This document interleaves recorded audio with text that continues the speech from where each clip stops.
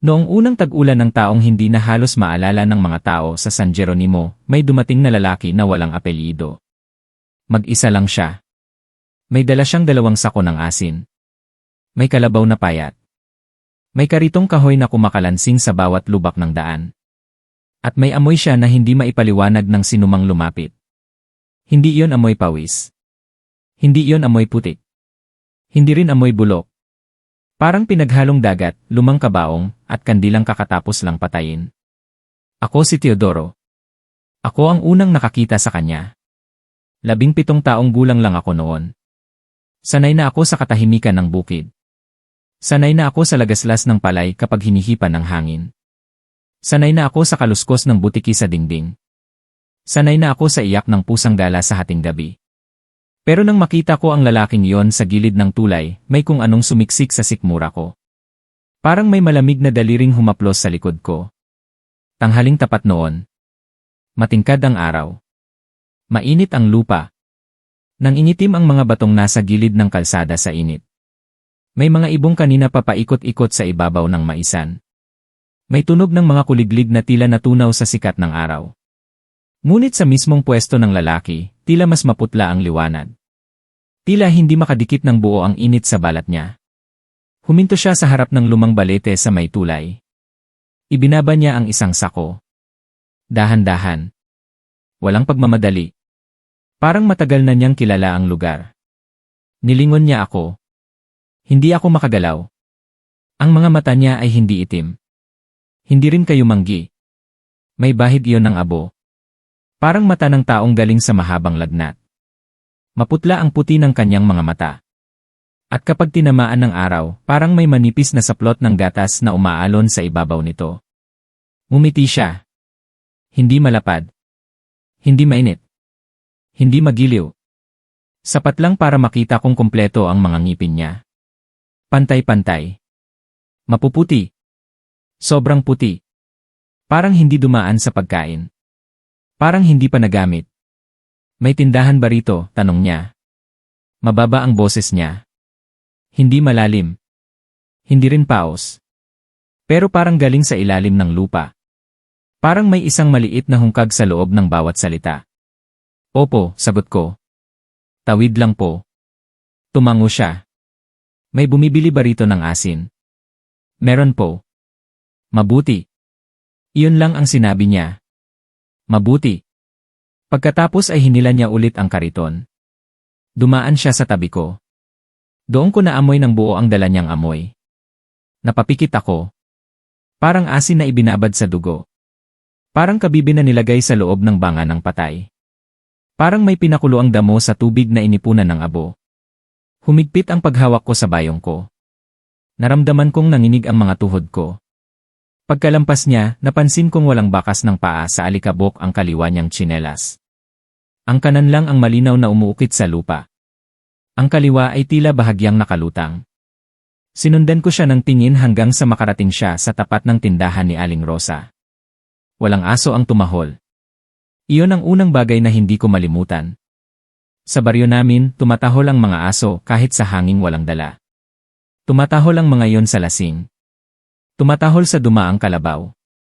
Tumatahol sa gumagalaw na anino ng dahon sa gabi. Pero nang dumating ang lalaking may asin, lahat ng aso ay nagsiksikan sa ilalim ng mga bahay. Tahimik. Buntot sa pagitan ng mga paa. May ilan pang napaungol na parang nasasaktan. Bandang hapon, kumalat ang balita. May bagong mga asin daw. Mura raw magbenta. Mas mura kaysa sa bayan. Mas pino ang asin. Mas maputi. Mas tuyo. Mas malasa. Lumibot raw siya hindi lang sa amin. Pati sa kalapit na sitio Gulod. Pati sa Malapiot. Pati sa Paitan. Pati sa Kinalas. Pati sa Matang Tubig. Pati sa Kulesyan. Pati sa Buntalan. Pati sa Pinagkrusan. 8 baryo. 8 baryo sa loob lang ng 3 araw. Parang alam na alam niya ang bawat daan. Parang hindi na niya kailangang magtanong. Kinagabihan, habang kumakain kami ng hapunan, naikwento ni inay na may binili siyang isang takal. Nasa garapon na raw sa kusina. Pinatikim niya sa akin ang sabaw. Maalat. Ngunit iba ang alat. May kapaitan sa dulo. May kakaibang lamig sa dila. Parang humahapdi ngunit hindi masakit. Parang may hinihila mula sa gilagid ko pababa sa lalamunan. Masarap ba? Tanong ni inay. Opo, sabi ko. Nagsinungaling ako. Ayaw kong mapahiya siya. Ngumiti si tatay. Nakamenos tayo. Malaki ang natipid ko, sabi ni inay. Tingnan mo at parang may kinang pa. Hindi na ako sumagot. Nakatingin ako sa garapon. Sa liwanag ng gasera, ang asin ay tila hindi puti. May mga butil na kumikislap na parang pinong bubog. May ilan ding tila mamasa-masa kahit tuyo ang paligid. At may isang manipis na amoy na paakyat mula roon. Hindi ko masabi kung amoy isda, amoy singaw, o amoy ng damit na naiwan sa kabaong. Bago matulog, pinuntahan ko ang kusina. Tahimik ang bahay. Naririnig ko ang hilik ni tatay. Ang mahinang ubo ni inay. Ang pagaspas ng banig kapag gumagalaw ang kapatid kong bunso. Hawak ko ang gasera. Dahan-dahan akong lumapit sa garapon. Huminto ako sa harap nito. Walang dahilan. Pero pakiramdam ko ay may nakatingin sa akin mula sa loob. Tanga ko man pakinggan ngayon, iyon talaga ang naramdaman ko. Parang ang garapon ay hindi sisidlan. Parang mata. Isang malamig at tahimik na mata na marunong maghintay. Inangat ko ang takip. Sabay na paatras ako. May tunog sa loob. Mahina.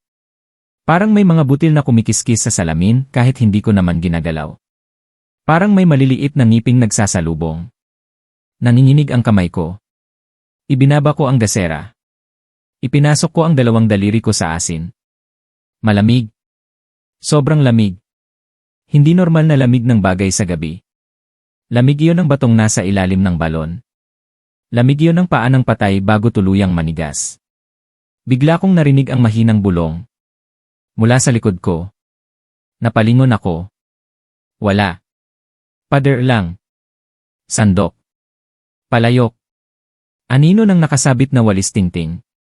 Pagharap ko ulit sa garapon, may bakas na ang dalawang daliri ko sa asin. Malalim. Ngunit hindi ko maalalang ibinaon ko ng ganoon kalalim. At sa pinakailalim ng bakas, may nakita akong tila isang maitim na hibla. Kinuha ko yon. Hindi hibla. Buhok. Mahaba. Maitim. Mamasa-masa. At may amoy na parang basa pang-anit. Nabitawan ko yon. Nahulog sa sahig. Nawala sa dilim. Sinara ko ang garapon. Hindi na ako nakatulog ng mahimbing. Bandang kalaliman ng gabi, nagising ako sa tunog ng pagdila. Mabagal. Paulit-ulit. Parang aso na umiinom sa palanggana. Mula yon sa kusina. Nanlamig ang batok ko. Hindi ako agad bumangon. Nakahiga lang ako. Nakikinig. Dila. Basa. Kiskis. Dila. Basa. Kiskis. Pagkatapos ay may mahinang lagok. Parang may humihigop. Dahan-dahan akong umupo. Maliit ang ilaw ng buwan na pumapasok sa siwang ng kawayan. Kulob ang hangin. Mainit ang banig. Ngunit nanginginig ako sa ginaw. Muli kong narinig ang tunog. Mas mabilis na ngayon. Kasunod ang mahinang kalansing ng salamin. Napatingin ako kay tatay. Tulog. Kay inay. Tulog. Sa bunso naming kapatid. Nakaharap sa dingding. Walang gumigising. Parang ako lang ang nakakarinig. Tumayo ako. Dahan-dahan. Bitbit ang kahoy na pamalo sa tabi ng haligi. Lumakad ako papunta sa kusina. Bawat yabag ko ay maingat. Ayaw kong lumangit-ngit ang sahig. Ayaw kong malaman ng kahit anumang naroroon na gising ako. Paglapit ko sa pinto ng kusina, sumingaw ang masangsang na amoy. Maasim. Maalat. At may halong lansa. Parang kinudkod na kaliskis ng isda sa batok ng bagong luwal na sanggol. Nasusuka ako sa amoy. Sumilip ako. Bukas ang bintana. Mahinang gumagalaw ang kurtinang lumang kumot. Nasa mesa ang garapon ng asin. Bukas. At sa harap nito ay may aninong nakadapa. Masyadong payat. Masyadong mahaba ang leg. Masyadong nakausli ang gulugod. Una kong inisip na pusa. Ngunit nang umangat ang ulo nito, nakita ko ang buhok. Mahaba. Lugay. Basa. Nakatakip sa mukha. At ang dila. Maitim. Mahaba. Kasing haba ng bisig ng bata. Dahan-dahang pumapasok at lumalabas sa garapon. Dinidilaan ang asin. Hindi kinakain. Hindi sinusubo. Dinidilaan. Parang nilalasap. Parang may ritual. Namilog ang mga mata ko. Nabitiwan ko ang pamalo. Kumalabog iyon sa sahig. Biglang tumigil ang nilalang. Unti-unti nitong ibinaling ang ulo sa akin. Hindi gumalaw ang katawan. Ulo lang. Paikot. Paikot. Paikot. Hanggang sa humarap sa akin ang mukha. Hindi ko yon malilimutan kahit hukayin pa ako sa puntod. Mukha iyon ng babae. O marahil dating babae. Namamaga ang pisngi. Maputla ang balat. May mga bitak sa labi. At ang mga mata ay singkit sa sobrang pagkapuyat o sobrang gutom. Wala itong ilong na buo. Parang kinain na ang gitna. Nag-iwan lang ng 2 butas na nangingitim sa paligid. Ngumisi siya. Nakita ko ang asin sa pagitan ng mga ngipin niya. May halong maitim na laway.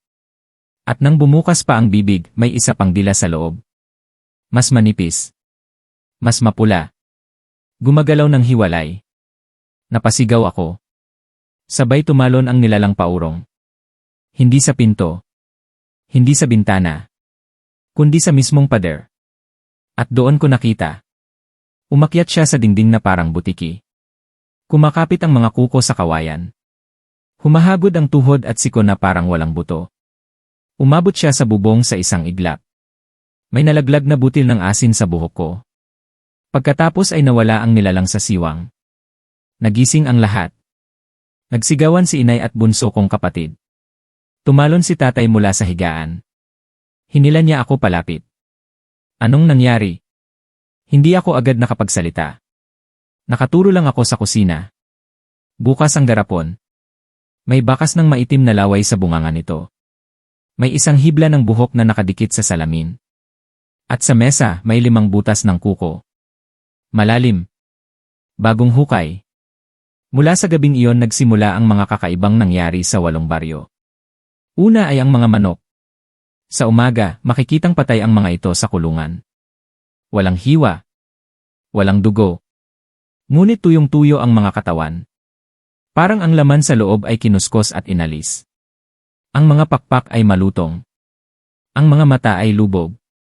At sa tuka may nakasiksik na butil ng asin. Pangalawa ang mga aso. Ayaw nang lumabas ng ilalim ng bahay.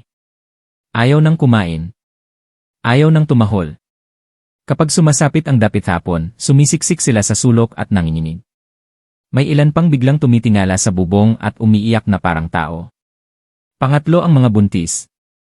3 sa baryo namin. 5 sa kalapit na mga baryo. Lahat sila ay nanaginip ng isang bagay. Isang babae raw na basa ang buhok. Isang lalaki raw na nagtutulak ng kariton ng asin. At isang sanggol na pinapahid sa balat ang mapuputing butil habang nakangiti. Mabilis na kumalat ang takot. Pero hindi agad kumalat ang paniniwala. Ang iba ay nagsabing may sakit lang ang mga hayop. Ang iba ay nagsabing may peste. May nagsabing may laso ng asin. May nagsabing guni-guni ko lang ang nakita ko dahil pagod ako sa bukid. Ngunit sa ika-5 gabi nawala ang unang bata. Si Nena. 7 taong gulang. Anak ng mag-asawang nakatira sa dulo ng ilog. Nakaupo lang daw sa hagdan bago magtakip silim. Saglit na iniwan ng ina para kumuha ng tubig. Pagbalik wala na. Walang sigaw. Walang kaluskos. Walang yabag. Ang nakita lang sa kahoy na hagdan ay isang bilog ng asin. Malinis. Pino. Parang maingat na ikinalat sa paligid ng pinakahuling pwesto ng bata. At sa gitna noon may maliit na bakas ng dila. Noong gabing iyon, ipinagbawal ni tatay na gamitin ang asin na binili. Ipinatapon niya ang garapon sa ilog. Ako ang inutusan niya. Bitbit ko ang garapon habang papunta ako sa may malalim na bahagi ng pampang. Mabigat iyon para sa maliit na sisidlan. Parang hindi asin ang laman. Parang basang lupa. Parang laman. Huminto ako sa gilid. Naririnig ko ang mga palakang nagsasagutan. Ang tuko mula sa malayong bahay. Ang ugong ng kuliglig sa damuhan. Ang agos ng tubig na kumikiskis sa mga bato. Lumingon ako sa paligid. Walang tao. Inihagis ko ang garapon. Lumipad iyon. Kumikinang sa liwanag ng buwan. At bago pa tumama sa tubig, may nakita akong kamay na sumungaw mula sa ilalim ng ilog. Maputla. Mahaba ang daliri. Itim ang mga kuko. Sinalo nito ang garapon. Hindi tumalsik ang tubig. Walang lagapak. Walang tunog. Parang ang ilog ay biglang naging bibig na marunong lumunok nang hindi gumagalaw. Napaatras ako. Nadulas. Napaupo sa putik. At mula sa kabilang pampang may tumawa. Mababa. Mahaba. Parang bulong na humahagod sa tainga. Tumakbo ako pauwi. Pagpasok ko sa bahay, nakita kong nagdarasal si inay. May sinding kandila. May bawang sa bintana. May dahon ng lagundi sa pinto. May krus sa itaas ng hagdan. At sa gitna ng sala, nakaupo si Mang Isko, ang pinakamatandang tao sa baryo. Hindi siya nagsasalita. Nakatingin lang siya sa akin. Ang mga mata niya ay mapula. May hawak siyang piraso ng asin na nakabalot sa tela. Tinapon mo ba? Tanong niya. Opo. Hindi tumama sa tubig. Hindi iyon tanong. Pahayag iyon. Namilog ang mata ko. Paano niya nalaman? May sumalo po. Tumango siya. Parang iyon mismo ang inaasahan niya. Pagkatapos ay inilapag niya ang balot sa sahig at dahan-dahang binuksan. Sa loob ay hindi asin. Mukha iyong bato. Maliit. Maputi. Ngunit nang lumapit ako, nakita ko ang hugis. Ngipin. Ngiping pangtao. Maraming pino at durog na ngipin. Pinaghalong butil at pulbos. Huwag ninyong hahayaang makapasok sa bibig ninyo ang asin ng taong iyon, sabi ni Mang Isko. Hindi iyon asin na mula sa dagat. Hindi iyon asin na mula sa lupa. Saan po galing? Tanong ni inay. Hindi agad sumagot ang matanda. Tumingin siya sa madilim na bahagi ng kisam. Parang may binibilang. Parang may kinakausap na hindi namin nakikita. Pagkatapos ay marahang nagsalita. Sa lumang panahon, may mga kumakain ng laman na ayaw ng apoy. May mga kumakain ng buhay na ayaw ng araw. Kapag humina sila, naghahanap sila ng pamalit. Hindi agad laman. Hindi agad dugo. Una ay laway. Kasunod ay asin. Kapag natikman ng tao ang asin nila, natututo ang katawan ng daan. Anong daan po? Tanong ko. Daan papasok. Biglang tumahimik ang bahay. Narinig ko ang sariling paghinga ko. Mabigat. Mabagal.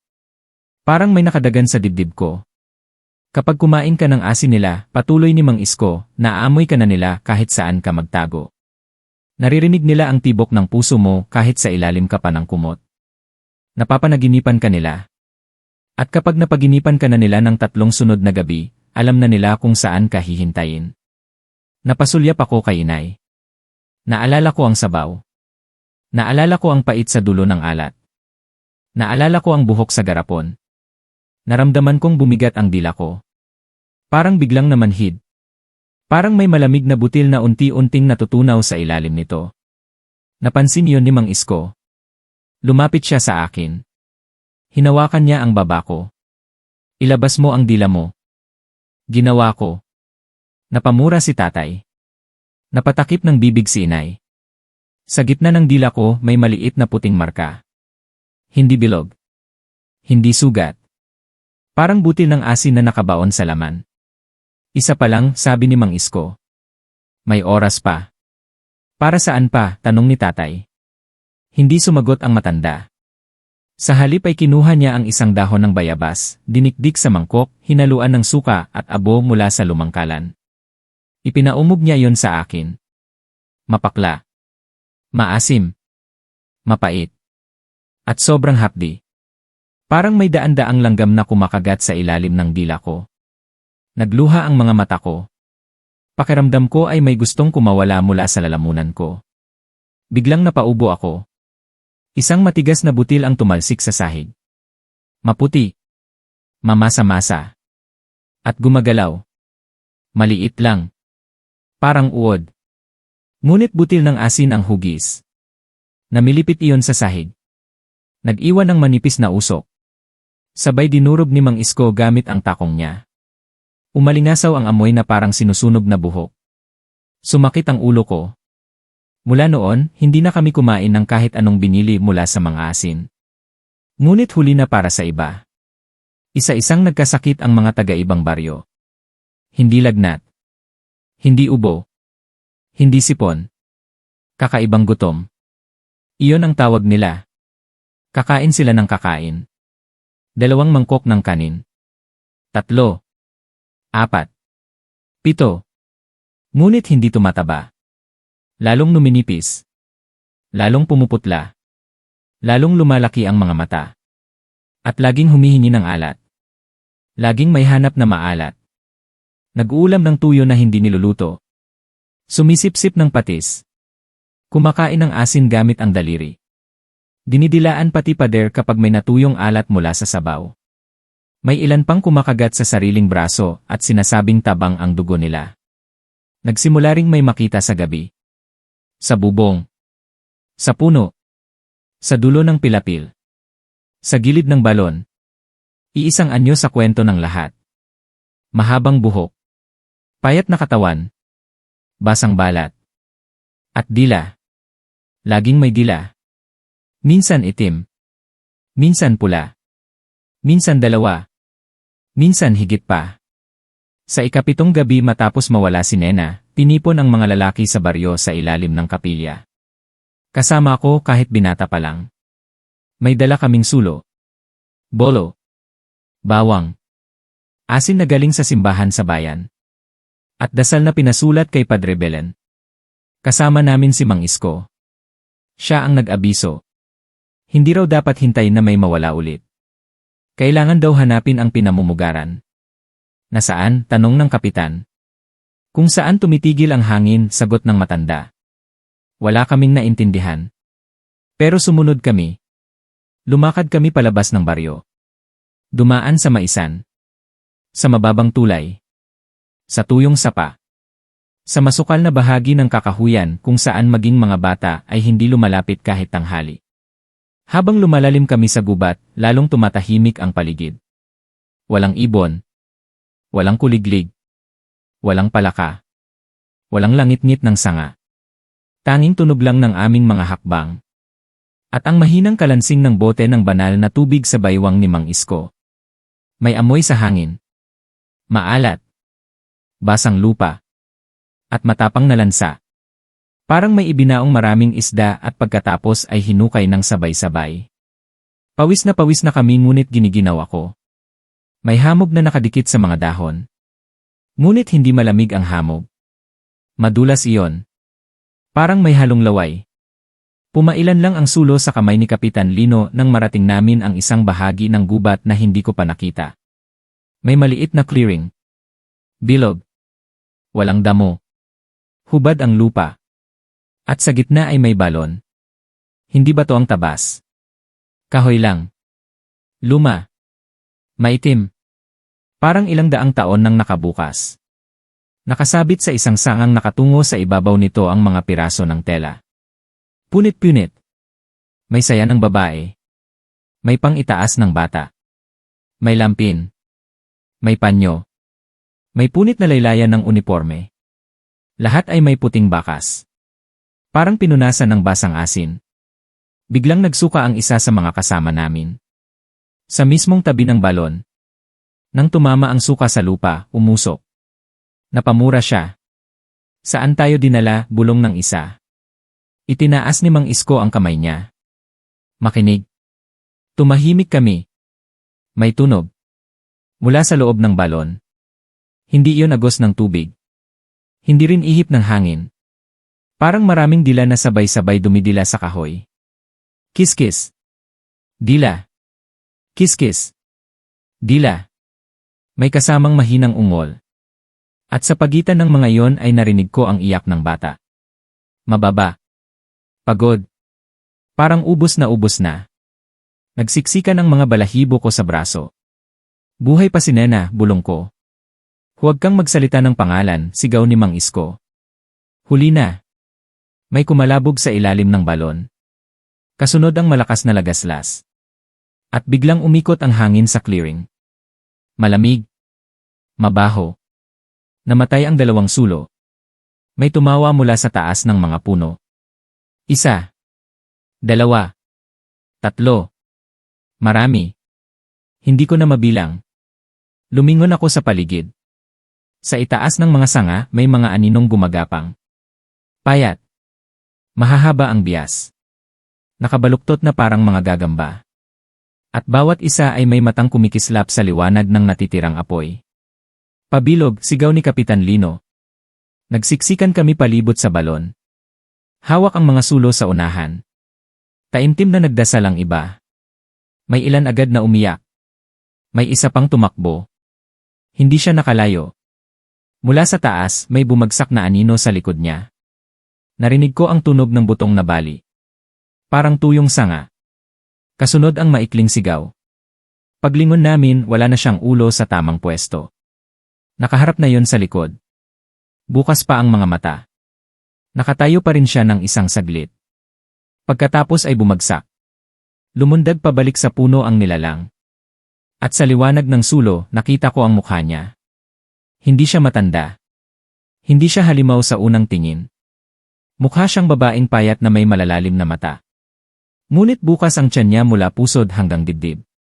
Hindi nalalaglag ang laman. May asin sa loob. Puro asin. Gumagalaw. Umaalon. Parang ang tiyan niya ay sisidlan ng buhay na puting butil. Napasigaw ang mga kasama ko. Nag-umpisa ang pag-atake. Isa-isa silang bumagsak mula sa puno. Hindi sila tumatakbo. Hindi sila lumalakad. Lumulundag sila na parang walang timbang. Kapag sumasayad sa lupa, halos walang tunog. May babae. May lalaki. May matanda. May parang bata. May ilan na kalahati na lang ang mukha. May isa na baligtad ang tuhod. May isa na ang panga ay biyak hanggang tainga. May isa na walang mata ngunit marunong tumingin. At lahat sila ay may asin sa katawan. Sa buhok. Sa labi. Sa lig. Sa ilalim ng mga kuko. Parang nagmula sila sa iisang dagat na hindi tubig kundi bangkay. Naghalo ang sigaw at dasal. May humampas ng bolo. May nagbuhos ng banal na tubig. May nagtapon ng bawang. May humagis ng asin. Kapag nasasabuyan ng asin na galing simbahan ang mga nilalang, umaatras sila at sumisigaw. Ngunit hindi sila tuluyang nawawala. Lalong gumagalit. Lalong bumibilis. May isa na dumaan sa tabi ko. Naamoy ko agad. Amoy ng parehong nilalang sa kusina namin. Amoy singaw ng kabaong. Amoy buhok na ibinabad sa dagat. Amoy lumang dugo sa ilalim ng araw. Sumuwag siya kay tatay.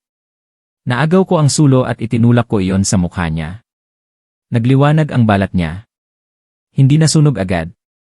Unang natunaw ang mga mata. Parang kandilang lumambot. Kasunod ang ilong. Pagkatapos ay bumuka ang bibig niya ng sobrang lawak. Mula roon ay bumuhos ang asin. Hindi laway.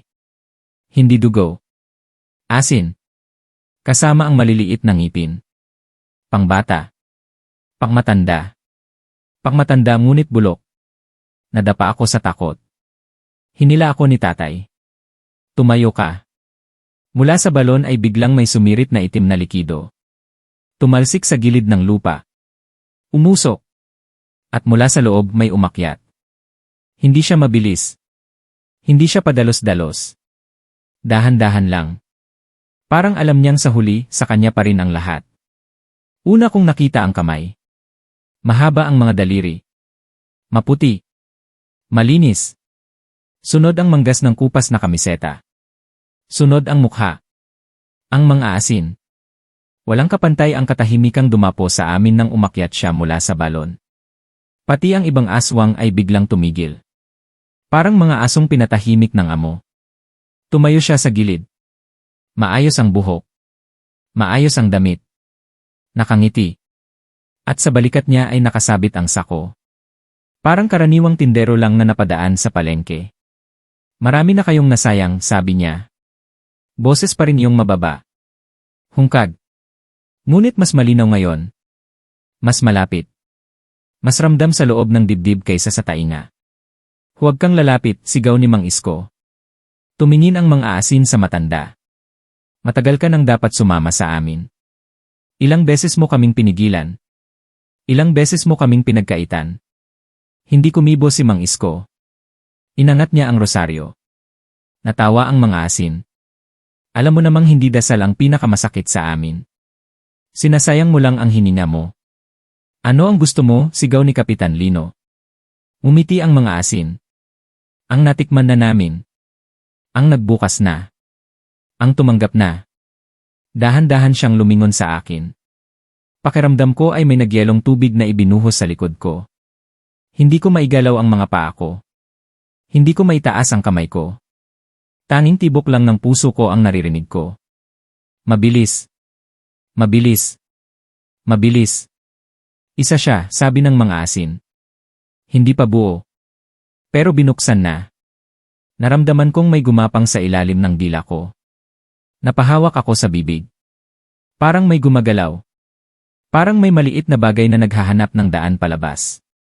Napaluhod ako sa sakit. Humawak si tatay sa balikat ko. Ngunit itinulak siya pabalik ng isang aswang na biglang sumugod mula sa gilid. Nabutas ang braso ni tatay ng kuko. Dumugo. At nang tumulo ang dugo sa lupa, nagsabay-sabay ang lahat ng nilalang sa paglanghap. Parang kinikiliti ng amoy. Parang nagugutom na naman. Teodoro, sigaw ni inay mula sa malayo. Hindi ko alam paano siya nakasunod. Kasama niya ang ilang babae ng baryo. May hawak silang sinding tuyong dahon at mga palayok ng baga. Dumating sila habang hawak ang mga dasal at ang takot sa mga mukha. Ngunit hindi iyon ang nagpahinto sa mga asin. Ang nagpahinto sa kanya ay ang dala ni inay. Ang lumang sisidlang tanso ni Lola. Iyong matagal nang hindi ginagamit. Iyong sinasabing huwag gagalawin dahil hindi para sa pagkain. Binuksan iyon ni inay. Sa loob ay hindi asin. Abo. Matingkad na abo na halos puti. At nang iwinisik niya yon sa hangin, nagsisigaw ang mga aswang na parang binabakbak ang balat. Apo ni Isabel, bulong ni Mang Isko. Siyempre. Hindi ko naintindihan. Ngunit nakita ko ang takot sa mukha ng mga asin sa unang pagkakataon. Umatras siya ng isang hakbang. Nasaan mo nakuha yan? Sa baba ng higaan ng nanay ko, sabi ni inay. Hindi mo ba nakilala ang apelyido ko? Parang biglang nag-iba ang anyo ng paligid. Lalong lumamig. Lalong dumilim. Ang apoy ng mga sulo ay naging mapusyaw na bughaw. Umiikot ang hangin sa aming paanan. At mula sa ilalim ng dila ko, may biglang kumawala. Napaubo ako ng malakas. May tumalsik sa kamay ko. Hindi isang butil. Hindi dalawa. Kundi maraming maliliit na puting uod na magkakakabit. Nanginginig. Namimilipit. Buhay. At sa gitna ng mga iyon ay isang maliit na ngiping pantao. Sobrang liit. Pangsanggol. Humiyaw ang mga asin. Hindi sa galit. Sa pagkasabik. Tumalon siya pababa sa akin ng singbilis ng ibong dumadagit. Ngunit nasalubong siya ni inay ng abo. Tumama iyon sa mukha niya. At sa unang pagkakataon, nasira ang ayos ng kanyang anyo. Nagbitak ang balat sa noo. Sa pisngi. Sa leg. Sa bawat bitak ay hindi dugo ang lumabas. Kundi basang asin. Kasama ang maiitim na hibla ng buhok. At sa ilalim ng balat niya ay may isa pang mukha. Mas matanda. Mas tuyo. Mas manipis ang labi. Mas malalim ang mga mata. Parang bangkay na tinuruan lang ngumiti. Sumigaw ang ibang aswang. Nagsipag-akyat sila pabalik sa mga puno. Ngunit hindi lahat. May ilan na lalong naging marahas. May isa na kumapit sa likod ni Kapitan Lino at nilapa ang kalahati ng tainga niya. May isa na hinila sa buhok ang isang babae at ibinalibag sa balon. May isa na gumapang sa lupa patungo sa akin, wala nang ibabang bahagi ng katawan, gamit lang ang dalawang kamay at mga tadyang na kumakalansing sa lupa. Tinaga yun ni tatay. Hindi tinablan. Tinaga ulit. Naputol ang isang braso. Ngunit nagpatuloy pa rin. Kumakagat na lang gamit ang ngiping puno ng asin. Sa gitna ng kaguluhan, narinig ko si Mang Isko. Isara ang balon. Paano? Walang may alam. Ngunit si inay ay tila may naaalala mula sa matandang kwento ng kanyang ina. Kinuha niya ang abo. Inihalo sa asin na galing simbahan. Pinatak ng banal na tubig. Pagkatapos ay ipinahawak iyon sa akin. Teodoro, sabi niya. Ang natikman, siya rin ang magsasara. Huwag, sigaw ni tatay. Bata pa yan. Ngunit tumingin sa akin si Mang Isko. Alam niyang wala ng ibang paraan. Marahil dahil nasa akin ang marka. Marahil dahil ako ang unang nakita. Marahil dahil may bahagi na sa akin ang bukas na pinto. Kinuha ko ang halo. Mainit iyon sa palad. Hindi tulad ng ordinaryong abo. Parang may puso sa loob na tumitibok. Lumapit ako sa balon. Lumakas ang iyak sa loob. Hindi ko na alam kung bata pa ba yon o boses na lang ng gutom. Sa gilid ng balon, nakita ko ang mga galos. Maraming marka ng kuko. Luma. Bago. Paulit-ulit. Parang matagal nang may umaakyat at bumababa roon. Sumilip ako. Wala akong nakitang tubig. Ang nakita ko ay mga mukha. Napakaraming mukha. Nakapatong-patong sa dilim. Nakatingala sa akin. May batang namamaga ang mata. May matandang walang labi. May babae na nakanganga habang punong-puno ng asin ang bibig. May lalaking nakabukas ang dibdib. At sa pinakailalim parang may kariton. Dahan-dahang gumagalaw paikot sa kawalan. Nang umihip ang hangin mula sa loob, naamoy ko ang pinakamasahol na amoy sa buong buhay ko. Amoy ng libing na hindi na ituloy. Amoy ng sanggol na isinilang ng patay. Amoy ng ilog na puno ng laman. Amoy ng altar na tinuluan ng bulok na sabaw. At sa amoy na yon may kasamang panlasa. Maalat. Mapait. Mainit. Parang may dila ang hangin at dinidilaan ang loob ng ilong ko. Muntik na akong mahulog. May humawak sa likod ko. Si inay. Ngayon, sabi niya. Ibinuhos ko ang abo, asin at banal na tubig sa loob ng balon. Walang nangyari sa unang tibok. Sa ikalawa, umugong ang lupa. Sa ikatlo, umiyak ang buong gubat. Hindi mga tao. Hindi mga hayop. Ang gubat mismo. Narinig namin ang kahoy na umuungol. Ang mga dahon na nanginginig. Ang lupa na parang humihigop ng hangin. Pagkatapos ay sumabog pa itaas ang isang haliging puti. Asin. Abo. Ngipin. Buhok. Piraso ng kuko. At mga maliliit na buto. Tinamaan kami sa mukha. Sa dibdib. Sa mata. Napaatras ako. Natumba. Pumikit. Nang idilat ko ang mga mata ko, ang mga asin ay nasa harap ko na. Sobrang lapit. Halos magdikit na ang ilong namin. Hindi na tao ang mukha niya. 3 panga ang nakabuka. Patong-patong. At sa bawat panga ay may magkakaibang ngipin. Pangbata. Pangmatanda. Panghayop. May dila siya na humahalik sa hangin sa paligid ng mukha ko. Naamoy ko ang lahat ng kinain niya. Lahat ng inipon niya. Lahat ng namatay sa loob niya. Hindi mo alam kung gaano karami ang nagugutom, bulong niya. Naramdaman ko ang malamig niyang daliri sa lalamunan ko. Hindi 8 baryo. Hindi 8 pamilya. Hindi 8 bata. Kapag nabuksan ang huling bibig, humigpit ang kapit niya. Umikot ang paningin ko. Narinig ko ang sigaw ni inay. Ang yabag ni tatay. Ang dasal ni Mang Isko. Ang kaluskos ng mga aswang na biglang nagkakagulo. At mula sa ilalim ng lupa, may isa pang tunog. Hindi iyak. Hindi tawa. Kundi gutom na paghinga. Parang may isang napakalaking dibdib na humihinga sa kailaliman ng balon. Mainit ang hiningang sumingaw sa pagitan ng mga bitak ng lupa. Nakita kong nag-angat ng ulo ang mga asin. Nakita ko ang takot sa natitira niyang mata. Nakita kong naputol ang kanyang salita. At sa mismong likod niya, mula sa bibig ng balon na akala namin ay pasara na, may lumitaw na kamay na higit na malaki kaysa sa tao. Maputi. Basang-basa. Puno ng asin na parang balat. At may mga daliring sobrang dami para mabilang kaagad. Humawak iyon sa balikat ng mga asin. Mahigpit. Tahimik.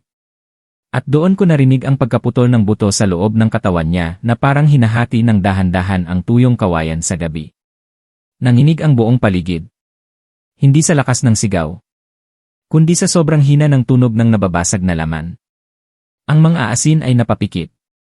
Nang muling dumilat, hindi na tao ang tingin niya. Hindi na rin siya amo ng mga nilalang na nakapaligid sa amin. Para siyang batang nahuling nagnakaw sa loob ng simbahan. Para siyang asong unang beses nakakita ng apoy. Para siyang bangkay na pinilit maalala na patay na pala siya. Hindi pa oras, sabi niya. Ngunit hindi niya yon sinabi sa amin. Sinabi niya yon sa kamay na humawak sa kanya. Lalong bumaon ang mga daliri sa balikat niya. Pumutok ang balat. Bumuka ang laman. At sa hiwa ay hindi dugo ang lumabas, kundi pino at basang asin. Kasama ang maliliit na tipak ng buto. Kasama ang mga puting pirasong unang akala ko ay bato. Ngunit nang tumama sa pisngi ko ang isa, naramdaman ko ang kurba ng ngipin. Pangbata. Sobrang liit. Sariwa pa ang ugat. Napaatras ako. Halos matumba. Hinila ako ni tatay sa likod. Ngunit hindi ko mayalis ang tingin ko sa balon. Ang kamay na humawak sa mga asin ay sinundan ng isa pa. Mas mahaba. Mas payat. Mas maputi. Pagkatapos ay isang bahagi ng braso. Pagkatapos ay anino ng ulo. Hindi namin agad nakita ang mukha. Dahil ang buhok nito ay nakababa hanggang lupa. Mahaba. Mabigat. Parang basang banig ng patay. Tumutulo mula sa mga dulo. Hindi tubig. Hindi dugo. Maalat na likido na umuusok pag sumasayad sa lupa. Takpan ng mata, sigaw ni Mang Isko. May ilan sa amin ang sumunod. May ilan ang nahuli. Ang unang nahuli ay si Pilo. Binatang tagamatang tubig. Napatingin siya ng diretsyo sa buhok na unti-unting nahati. Nakita niya ang mukha sa ilalim noon. At sumigaw siya ng parang sinaksak ang utak sa loob ng bungo niya. Hindi siya tinamaan. Hindi siya kinagat. Wala namang lumapit. Tumayo lang siya. Nakanganga. Nakatitig sa kung anumang nakita niya. Pagkatapos ay inilabas niya ang dila niya gamit ang sarili niyang kamay. Hinila niya yon. Mahaba. Mahaba ng higit sa dapat. At habang hinihila niya, may nahuhulog na butil ng asin sa dulo nito. Nagtangka ang kapatid niya na pigilan siya. Huli na. Bigla niyang kinagat ang sarili niyang dila. Isang kagat. Dalawang kagat. Tatlo. Nalaglag iyon sa lupa na parang nahuling palos. Namimilipit. Tumatalbog. At sa pinagputulan ng bibig niya ay wala ring dugo. Asin. Asin lang na may halong maputing bula. Nabulag ang ilang lalaki sa takot. Napasigaw ang mga babae. Napatakbo ang dalawa pa. Muli silang hindi nakalayo. Mula sa mga puno ay bumagsak ang tatlong aswang. Pinagtagpi-tagping mga katawan. Ang isa ay kulang ang kalahati ng mukha. Ang isa ay may leg na umiikot ng buong ikot. Ang isa ay tuhod ang una kung maglakad kaysa paa. Hinabol nila ang mga tumatakbo. Narinig namin ang pagdapa sa lupa. Narinig namin ang ungol. Narinig namin ang tunog ng laman na hinihigop. Hindi kinakagat. Hindi kinakain. Hinahagod ng dila. Parang may sumisipsip mula sa loob ng balat. Napapikit si inay. Ngunit hindi siya umurong. Hinawakan niya ng mahigpit ang sisidlang tanso. Teodoro, sabi niya. Huwag kang titingin sa balon. Hindi ako sumagot. Hindi dahil ayaw ko. Kundi dahil may ibang tunog sa loob ng bibig ko. May kaluskos sa ilalim ng mga ngipin ko. Parang may maliliit na butil na gumugulong sa gilagid. Parang may mga bagay na sumusulpot mula sa laman ko. Idinura ko sa lupa. 3 piraso ng asin. At isang maliit na kuko. Hindi sa tao. Hindi sa hayop. Masyadong manipis. Masyadong mahaba. At umuga pa ng bahagya na parang bagong putol. Malayo pa ang inabot, bulong ni Mang Isko. Ang marka ay hindi lang sa dila. Lumapit siya sa akin. Pinisil niya ang pulso ko. Napangiwi siya. Pagkatapos ay tiningnan niya ang loob ng talukap ng mata ko. Mas lalo siyang namutla. Ano po? Tanong ni tatay. May asin na sa dugo. Nanikip ang dibdib ko. Parang biglang umikli ang hangin. Parang may malamig na kumot na ibinalot sa puso ko. May paraan pa ba? Tanong ni inay. Meron. Sabihin mo. Kung magsisinungaling ako, mamamatay tayong lahat. Mas tumahimik ang paligid.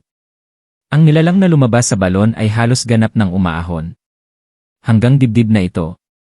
Napakapayat. Ngunit hindi mukhang mahina. Ang mga buto nito ay tila mas matibay kaysa kahoy. Ang dibdib ay nakabukas sa gitna. Hindi dahil sugatan, kundi dahil ganoon ang hubog. Sa loob ay may umiikot na puting masa. Parang gilingan. Parang pugon. Parang napakaraming asin na dinudurog ang kung anumang maihulog doon. Sa bawat ikot, may naririnig akong mahinang daing. Parang may mga boses sa loob ng pandurog. Mga maliliit na boses. Mga batang humihingi ng tubig. Mga matandang tinatawag ang mga pangalan ng anak nila. Mga inang humahagulgol ng wala ng luha. Napahawak ako sa tenga ko. Ngunit naririnig ko pa rin. Hindi iyon galing sa labas. Nasa loob ng ulo ko ang tunog. Iyon marahil ang nangyayari kapag may asin na sa dugo. Nagiging bukas ka. Nagiging sisidlan ka. Nasisilip mo ang gutom na ayaw magpakilala. Tigilan mo na ang pagkuha, sigaw ni Mang Isko sa nilalang sa balon. Matagal na kayong pinalayas. Dahan-dahang gumalaw ang ulo ng nilalang. Mabagal. Maingat. At nang tuluyan naming makita ang mukha, may ilang lalaki ang lumuhod sa sobrang sindak. Mukha iyon ng babae. Ngunit hindi isang edad. Ang kaliwang bahagi ay parang dalagang nasa 20. Makinis. Maputla. May mahabang pilik. Ang kanang bahagi ay parang pinatuyong matandang inilubog sa dagat. Nakatuklap ang balat. Bukas ang gilagid. At mula sa ilalim ng baba hanggang lieg ay may karagdagang bibig. Patayo. Mahaba. At sa loob noon ay may hanay ng maliliit na ngipin na gumagalaw na parang isda sa lambat. Hindi ito nagsalita gamit ang pangunahing bibig. Doon sa bibig sa lieg lumabas ang boses. Marami. Patong-patong. Babae. Lalaki. Matanda. Bata. Gutom pa. Iyon lang. Ngunit sa dalawang salitang iyon ay kumalabog ang sikmura ko. Pakiramdam ko ay gusto kong kumain. Kahit ano. Lupa. Dahon. Kahoy. Balat. Sarili kong kamay. Napakuyom ako para pigilin. Napansin yun ni inay. Hinawakan niya ang mukha ko. Anak. Nandoon ang takot niya. Ngunit may mas malaki parong pa siya. Kapag sinabihan kitang tumakbo, tatakbo ka. Umiling ako. Hindi ko siya iiwan. Hindi ko iiwan si tatay. Hindi ko iiwan ang baryo. Subalit may mga pagkakataong walang bigat ang pagtanggi. Dahil ang takot ay mas mabilis kaysa salita. Muling kumilos ang mga asin. Pinilit niyang kumawala sa higanteng kamay. Sumigaw siya sa mga aswang na nasa paligid. Dalhin niyo ang may marka. Agad silang sumugod. Parang pinakawalang mga aso.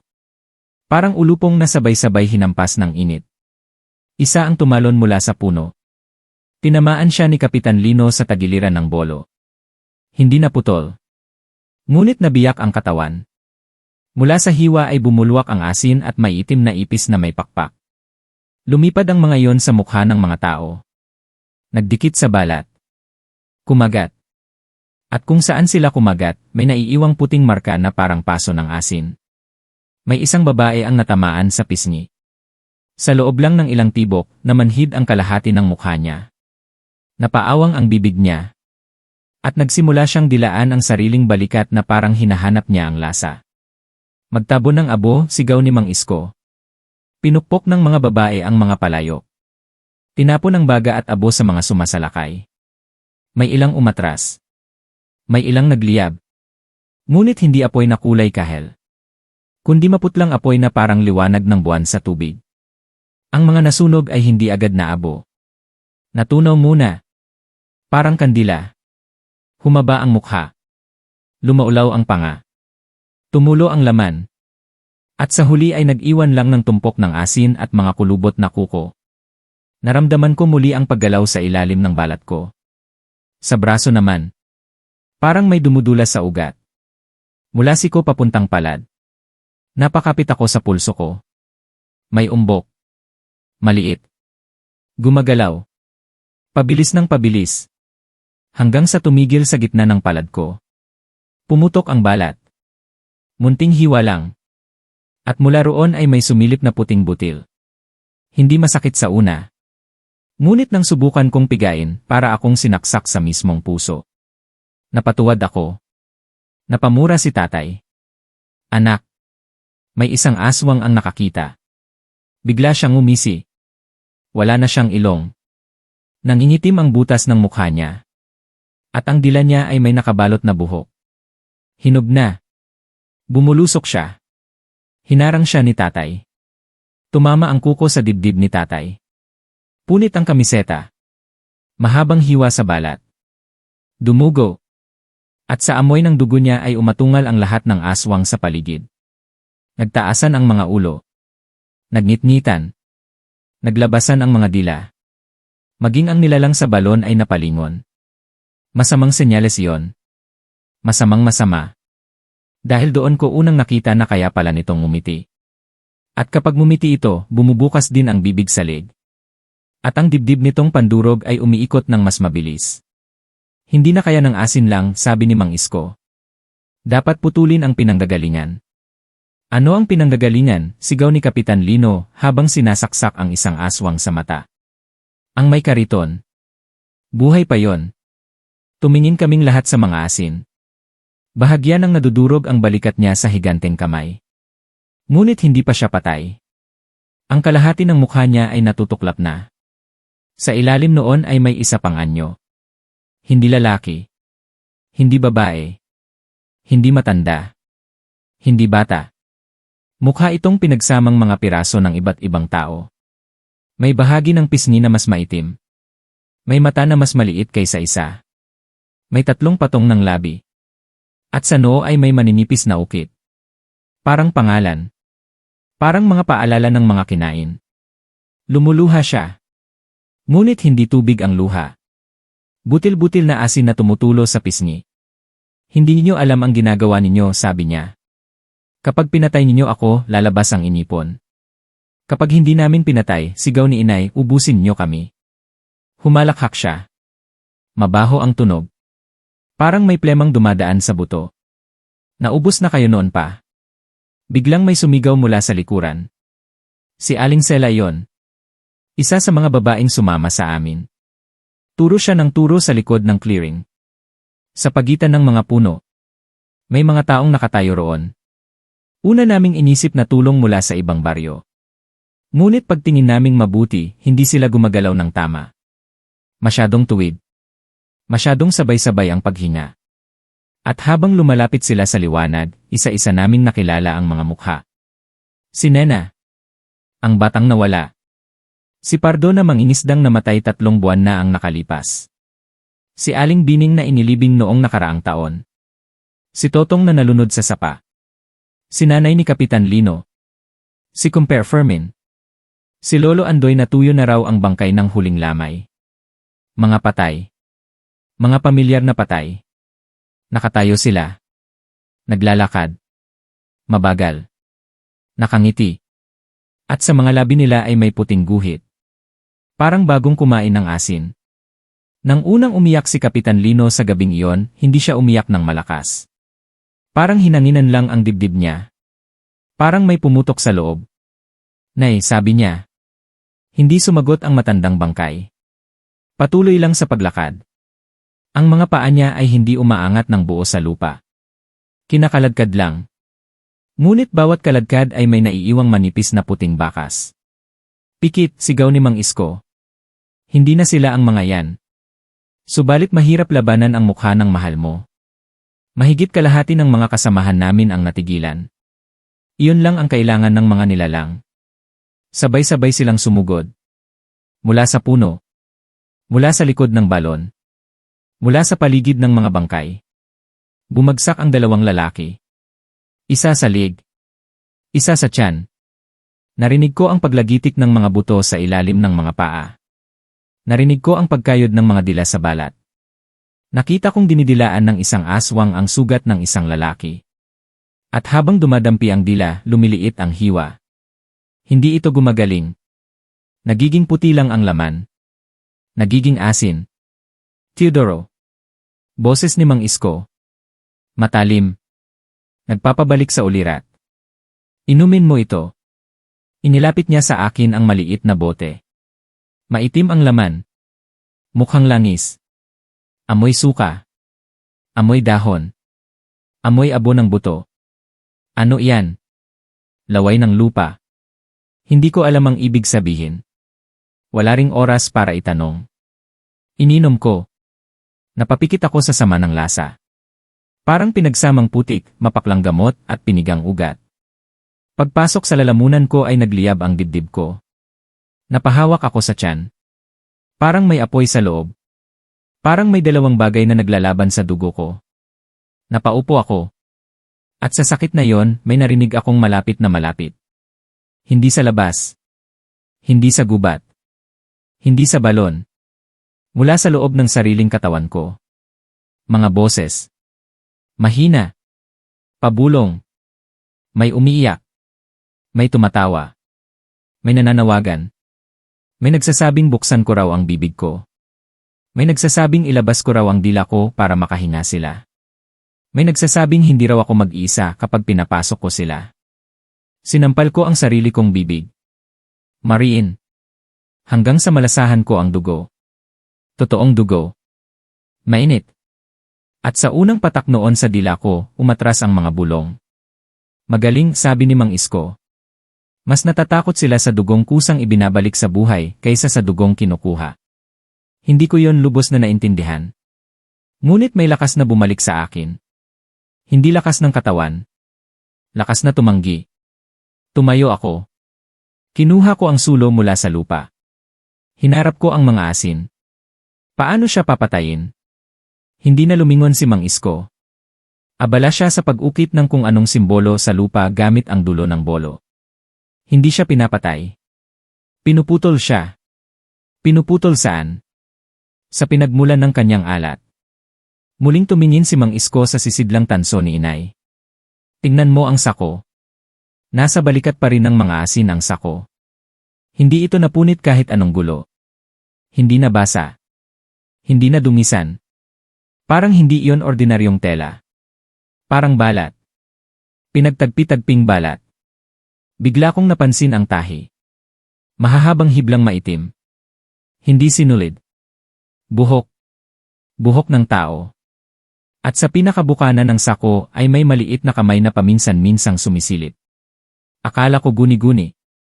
Ngunit nang muling sumilip, nakita ko ang mga kuko nitong maliliit. Pangsanggol.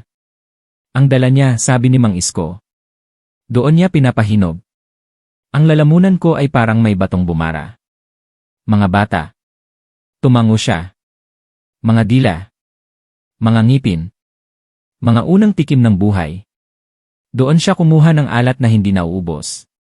Nang marinig iyon ni Inay, hindi na siya nanginig. Hindi na rin siya natakot sa mukha ng mga patay. May ibang bagay na pumasok sa kanya. Galit na hindi sumisigaw. Galit na hindi nanginginig. Galit na malamig. Lumakad siya ng diretsyo sa mga asin. Hindi siya tumakbo. Hindi rin siya nag-atubili. Parang alam na alam ng mga paa niya ang dapat tahakin. Hinarang siya ng dalawang aswang. Iwinisik niya ang abo sa una. Nagliyab ito at nagkulubot. Ang ikalawa ay tumalon sa kanya. Hinampas niya ng sisidlang tanso sa panga.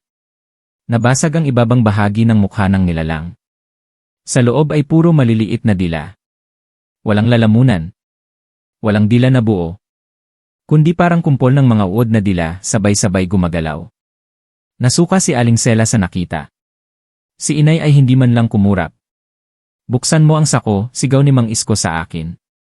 Tumakbo ako. Kasabay ni Tatay. Habang hawak pa rin ng higanteng kamay ang mga asin, nagpupumilit siyang magpumiglas. Sumisigaw siya ngayon sa ibang wika.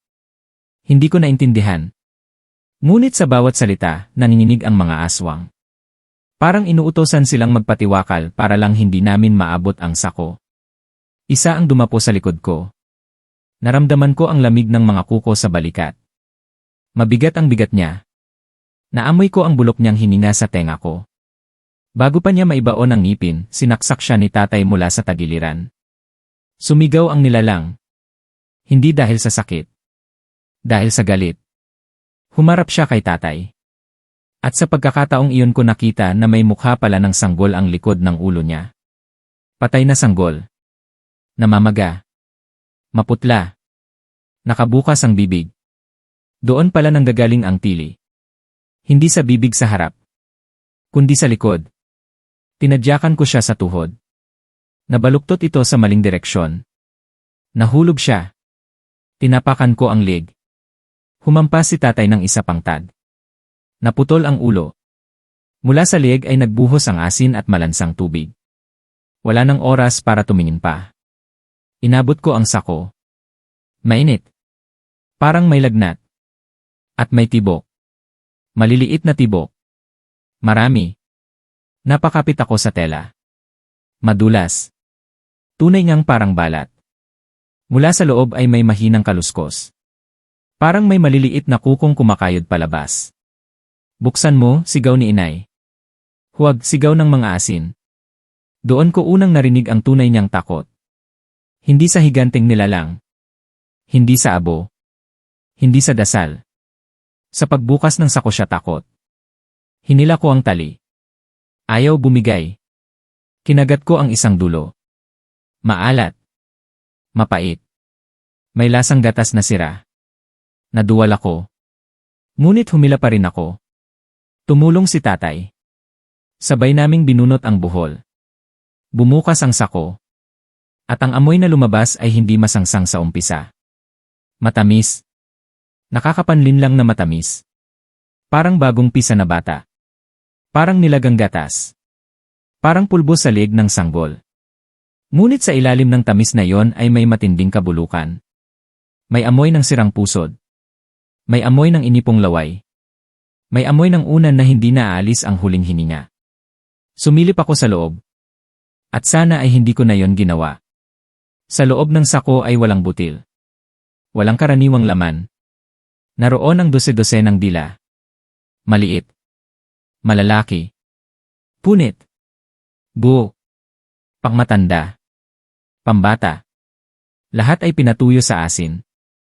Lahat ay magkakakabit sa isang ugat na gumagalaw sa gitna. At sa ilalim ng mga yon ay mga ngipin. Mga gatas ng ngipin. Mga bagang. Mga ngiping bulok. Mga sariwang bunot. At sa pinakailalim, nakapulupot na parang pugad, ang isang sanggol. Hindi buo. Asin ang kalahati ng katawan. Laman ang kalahati. Nakadilat. Hindi umiyak. Ngumunguya. Sa sarili nitong daliri. At tuwing ngumunguya, tumutubo ang bagong butil sa paligid nito. Napahagis ako sa sako. Napatid ang hininga ko. Napasubsob si tatay sa lupa sa pandidiri.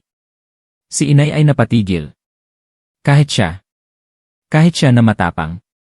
Nanlambot sa nakita. Sunugin, sigaw ni Mang Isko. Iyon ang sagot. Iyon lang. Sunugin. Tinulos ko ang sulo sa loob ng sako. Sa unang dampi, walang nangyari. Sa ikalawa, biglang nagsigawan ang lahat. Hindi lang ang mga asin. Hindi lang ang mga aswang. Kundi pati ang mga bangkay na dumarating mula sa dilim. Pati ang nilalang sa balon. Pati ang gubat. Pati ang mga boses sa loob ng ulo ko. Nagliyab ang sako sa maputlang asul na apoy. At mula sa loob ay nagsiliparan ang mga dila. Nasusunog. Namimilipit sa air. Dumadapo sa mga puno. Sa balikat. Sa lupa. Ang ilan ay nakadikit sa mukha ng mga tao. Kapag dumikit, pilit naghahanap ng bibig. May isang dila ang kumapit sa pisngi ko. Mainit. Madulas. At gumagapang papunta sa labi ko. Napahampas ako sa sarili kong mukha. Hindi na alis. Si inay ang dumampot ng abo at sumampal sa akin. Napaso ang balat ko. Ngunit natanggal ang dila. Nahulog sa lupa. Nagliyab. Nag-iwan ng amoy na parang sinusunog na kuko. Ang mga asin ay umiiyak na ngayon. Tunay na umiiyak. Hindi na asin ang luha, kundi maitim na tubig. Mga anak ko, sigaw niya. Mga ani ko.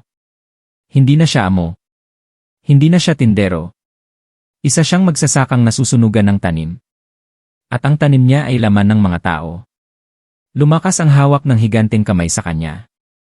Dahan-dahang hinila siya pabalik sa balon. Kumapit siya sa lupa gamit ang mga kuko. Humukay siya. Nag-iwan ng malalalim na guhit. Sa bawat guhit, may umaagos na asin mula sa ilalim ng lupa. Parang matagal nang nababad ang kabuuan ng lugar sa kaparehong alat. Tulungan niyo ako, sigaw niya sa amin. Alam ninyo ang gutom.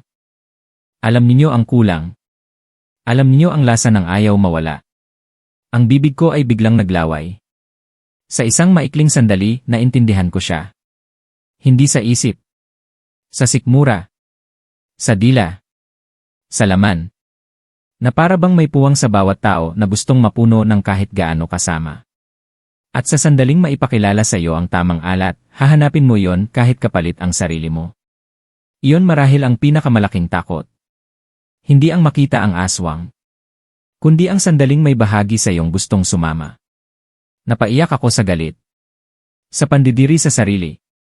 At marahil iyon ang dahilan kaya ko na itulak ang nasusunog na sako ng buong lakas sa dibdib ng mga asin. Dumikit ang apoy sa kanya. Nagliyab ang mga buhok sa noo niya. Pumutok ang balat. At sa ilalim noon ay nagsimulang magsilabasan ang mga mukha. 1, 2, 10. Marami.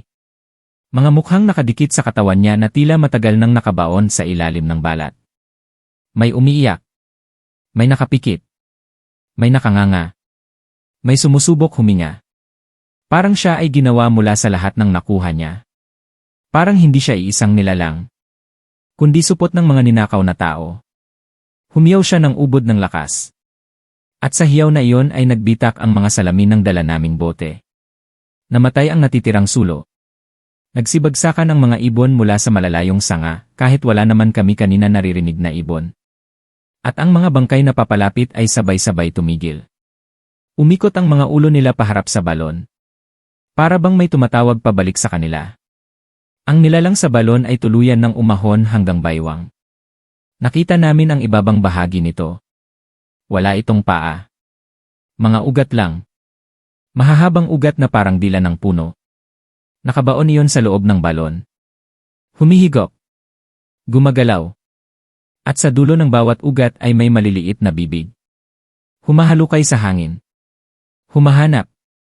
Humihimod sa anumang malapit. Isara na, sigaw ni Mang Isko. Ngayon na. Ngunit paano? Ubos na ang abo. Kalahati na lang ang banal na tubig. Nasusunog ang sako ngunit hindi pa lubos. Buhay pa ang mga asin. At ako ay ramdam na ramdam ang pagbalik ng lamig sa dugo ko. Napatakbo si inay sa akin. Hinawakan niya ang batok ko. Ibinulong niya ang isang pangalan. Hindi ko pa narinig noon. Ngunit nang marinig ko yon, para akong natadyakan sa dibdib ng alaala na hindi naman akin. Nakita ko sa isang saglit ang isang matandang babae. Payat. Nakaputi. Nasa harap ng lumangkalan. May hawak na mangkok na puno ng abo at asin. May 7 kandilang paikot sa kanya. At sa sahig ay may bilog na gawa sa dugo. Si Lola Sabel, sabi ni inay. Iyan ang pangalan na hindi nila dapat marinig. Ngunit huli na. Narinig iyon ng nilalang sa balon. Bigla itong naggitngit. Hindi sa galit lang. Sa pagkakakilala. Parang may sugat na muling binuksan. Buhay pa ang pangalan, sabi ng bibig sa leg nito. Buhay pa. May bagong lakas na dumaloy sa mga tao. Hindi galing sa dasal. Hindi galing sa pag-asa. Kundi sa nalaman naming nasasaktan din sila. May maaaring takutin sa kanila. May maaaring ipaalala. May mas nauna sa kanilang lagim. Tinawag namin ang pangalan ng sabay-sabay. Sabel. Umugong ang gubat. Sabel. Nagsipigtas ang ilang aswang. Sabel. Napaatras ang mga bangkay. Sabel. Nagtakip ng mukha ang mga asin. Sabel. At sa ikalimang ulit, ang balon mismo ay naglabas ng maitim na usok. Parang may nasusunog sa pinakailalim. Nagliwanag ang dibdib ng nilalang sa balon. Sa loob ng pandurog nitong asin ay may nakita kaming nag-aapoy na maliit na bagay. Parang baga. Parang puso. Doon, sigaw ni Mang Isko. Doon ang huling alat. Kailangan namin iyong tamaan. Ngunit napapalibutan ito ng mga ugat at ng mga bibig na humahalukay sa hangin. Lahat ng lalapit ay maaaring maabot. Lahat ng maabot ay baka hindi na makabalik. Tumakbo si Kapitan Lino nang walang paalam. Dala ang bolo. Dala ang natitirang tapang ng isang anak na nakita ang namatay niyang ina na naglalakad muli. Tinaga niya ang isang ugat. Pumutok iyon. Hindi katas ng halaman ang lumabas, kundi maitim na dugo na may amoy ng dagat. Tinaga niya ang isa pa. Tumilapon ang mga maliliit na bibig at nagkalat sa lupa na parang putol na linta. Ngunit umabot ang ikatlong ugat sa binti niya. Kumapit. Nangagat. Napasigaw siya. Humigop agad. Kitang-kita naming namutla ang balat ni Kapitan Lino. Parang may binabawasan sa loob niya. Hinila siya pabalik ni tatay at ng dalawa pa. Naiwan sa lupa ang balat ng binti niya sa bahagi kung saan kumapit ang ugat. Hindi laman. Balat lang.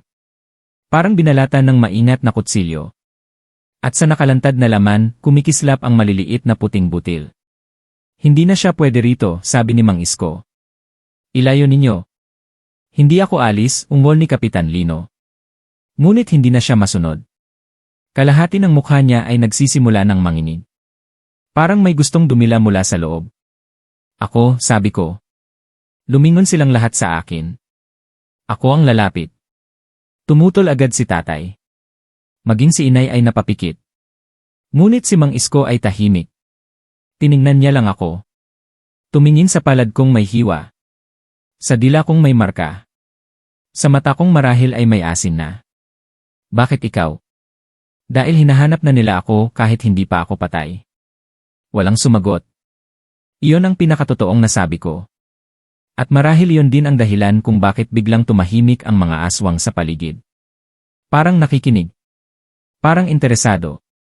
Parang gustong makita kung mapapasa kanila ba ako o maipagkakait sa kanila. Inabot sa akin ni inay ang sisidlang tanso. Wala nang abo sa loob. Ngunit may nakadikit pa sa ilalim. Kaunting-kaunti. Isama mo, sabi niya. Ibinigay ni tatay ang bolo niya. Hindi ko ito karaniwang hawak. Mabigat. Mainit pa sa dugo ng mga natamaan niya. Lumapit si Mang Isko. Ipinahid niya ang hinlalaki niya sa aking noo. May inilagay siyang basa at malamig na marka. Kapag may bumulong sa loob mo, sabi niya, huwag kang sasagot. Kapag may mukhang kilala ka sa balon, huwag mong pangalanan. Kapag may humingi ng tubig, huwag mong lilingunin. Kapag naamoy mo ang sabaw ng bahay nyo, huwag kang maniniwala. Nanikip ang lalamunan ko. Tumango ako. Humina ako ng malalim. Amoy ko ang sunog na dila. Ang maasim na hangin ng balon. Ang dugong tumitilamsik sa lupa. Ang pawis ng mga buhay. At ang manipis na alingasaw ng nilutong kanin sa bahay namin na biglang sumingaw sa alaala ko. Tama si Mang Isko. Nagsisimula na silang pumasok sa isip. Tumakbo ako papunta sa balon. Agad kumilos ang mga ugat. Humampas ang una. Dumapa ako. Dumaan iyon sa ibabaw ko na may kasamang malamig na hangin at amoy ng nabubulok na pader. Humampas ang ikalawa. Tinaga ko. Naputol. Mula sa hiwa ay may bumulwak na asin at maliliit na mata. Mga mata. Kasing liit ng buto ng sitaw. Gumugulong sa lupa. Kumukurap pa. Napahakbang ako sa pandidiri. Halos matapilok. May sumigaw sa likod ko. Hindi ko nilingon. Baka tawag yon para ilihis ako. Baka sinay. Baka hindi. Muling humampas ang ikatlong ugat. Tumama sa tagiliran ko. Parang hampas ng basa at malamig na lubid na may mga ngiping nakadikit. Napunit ang damit ko. May dumaloy na init sa balat ko. Dugo. At sa amoy ng sarili kong dugo, muntik akong himatayin sa bigat ng sabay-sabay na pagtitig ng mga aswang. Parang lahat ng gutom ay sabay tumingin. Mas mabilis akong kumilos. Lumundag ako sa gilid ng balon. Napakapit sa maitim na kahoy. Madulas. Punong-puno ng lumang asin at bagong laway. Sumilip pataas ang isa sa maliliit na bibig sa ugat. Nasa tapat ng kamay ko. Nakanganga. May mga ngiping parang buto ng isda. Tinadyakan ko yon. Nabasag. At sa pumutok na bibig ay may sumirit na boses ng bata. Kuya! Nanigas ako. Boses iyon ni Nena. Eksakto. Maliit. Mahiyain. Parang humihingi ng tulong. Muntik ko nang lingaon ang ilalim. Ngunit naalala ko ang bilin. Huwag pangalanan. Huwag lilingon. Huwag sasagot. Inangat ko ang sisidlang tanso. Itinusok ko iyon sa umiikot na dibdib ng nilalang sa balon. Tumama. Ngunit hindi bumaon ng buo. Parang bakal sa bato. Umalingaw-ngaw ang tunog. At sa tunog na iyon ay nabingi ako sa isang saglit. Napapikit. Nang muling dumilat, nakita ko ang mga mukha sa loob ng pandurog. Mas malinaw. Hindi sila patay na lang. May ilan pang gumagalaw. May ilan pang kumukurap. May ilan pang sinusubukang itulak palabas ang mga daliri sa pagitan ng umiikot na asin. Nandoon si Nena. Nandoon ang isang sanggol. Nandoon ang lalaking nawala sa kabilang baryo. Nandoon ang isang matandang babaeng hindi ko kilala. Nandoon ang mga hindi pa tuluyang nawawala. Nandoon sila. At baka yon ang pinakamalupit sa lahat. Hindi pala agad kinakain. Iniipon muna. Inaasnan muna. Pinapahinog muna. Biglang kumapit ang dalawang ugat sa bewang ko. Humigpit. Nanlamig ang ibabang bahagi ng katawan ko. Parang tinuturok ng yelo ang mga buto. Umahon ang nilalang palapit sa akin. Ang bibig sa leg niya ay bumuka. At sa loob noon ay may daan-daang maliliit na dila na sabay-sabay umuusad. Akin na ang alat mo, sabi nito. Inangat ko ang bolo. Tinaga ko ang leg na bibig. Tumama. Nabaon ng kalahati. Umatungal ito. Hindi lang isa ang tunog. Parang koro ng mga nalulunod. Parang sabay-sabay na pagnguya ng maraming patay. Lalong humigpit ang mga ugat. May naramdaman akong pumapasok sa sugat sa tagiliran ko. Parang pinong buhangin. Parang asin. Parang may isinisiksik silang binhi sa laman ko. Sumigaw ako. Hindi sa takot. Sa sobrang sakit. Sa sakit na parang pinapalitan ang laman ng katawan ko ng kung anong hindi na tao. At sa pinakagitna ng sakit na yon, may nakita akong isa pang bagay sa loob ng pandurog sa dibdib nito. Hindi lang baga. Hindi lang puso. May pako. Lumang pako. Itim. Mahaba. Nakatuhog sa gitna ng umiikot na masa. Parang iyon ang nagpapaikot sa lahat. Parang iyon ang tusok na hindi dapat manatili. Pako, sigaw ko. Hindi ko alam kung sino ang kinakausap ko. Ngunit narinig ako ni Inay. Nakita ko siya sa gilid ng paningin ko. Bitbit ang huling natitirang bote ng banal na tubig. At sa kabilang kamay ay ang rosaryo ni Mang Isko. Tumakbo siya. Sa likod niya si Tatay. Sa likod nila ang mga nalalabing buhay na hindi pa sumusuko. At sa sandaling iyon, bago nila ako maabot, bumuka ng todo ang balon sa ilalim namin. Hindi literal na nabiyak ang lupa. Mas masahol pa roon. Parang nagunat ang butas. Parang naging bibig. Parang may gilagid ang gilid ng kahoy. Parang may lalamunan sa ilalim ng kawalan. At mula sa ilalim, isang hininga ang umakyat. Mainit. Mabaho. Maalat. At sa hiningang iyon ay may isang pangalang paulit-ulit na binubulong. Hindi ko kilala. Ngunit nang marinig ko, kusang tumulo ang luha ko. Dahil pakiramdam ko iyon ang pangalan ng isang taong minsan nang nawala ng buong 8 baryo bago pa man kami isilang. At pakiramdam ko rin na may isang bagay mula sa kailaliman ang ngayon palang tunay na nagigising sa aming tawag kay Isabel. Sa sandaling iyon, nawala ng hugis ang gabi. Ang mga puno sa paligid ay tila umurong. Ang hangin ay naging makapal. Parang may basang tela na isinuksok sa loob ng baga ng bawat humihinga. Hindi ako makahinga ng buo. Hindi ako makasigaw ng maayos. Ang pangalan na bumubulong mula sa kailaliman ay hindi ko kilala. Ngunit habang paulit-ulit kong naririnig, may mga larawan na dumarating sa isip ko. Hindi alaala ko. Hindi panaginip ko. Mga larawan ng baryong hindi ko nakita. Mga bahay na pawid ngunit iba ang pagkakayari. Mga taong nakaputi ang buhok sa putik. Mga batang may pulang tali sa baywang. Mga babay lang nakapaligid sa isang hukay na may 7 patong ng asin.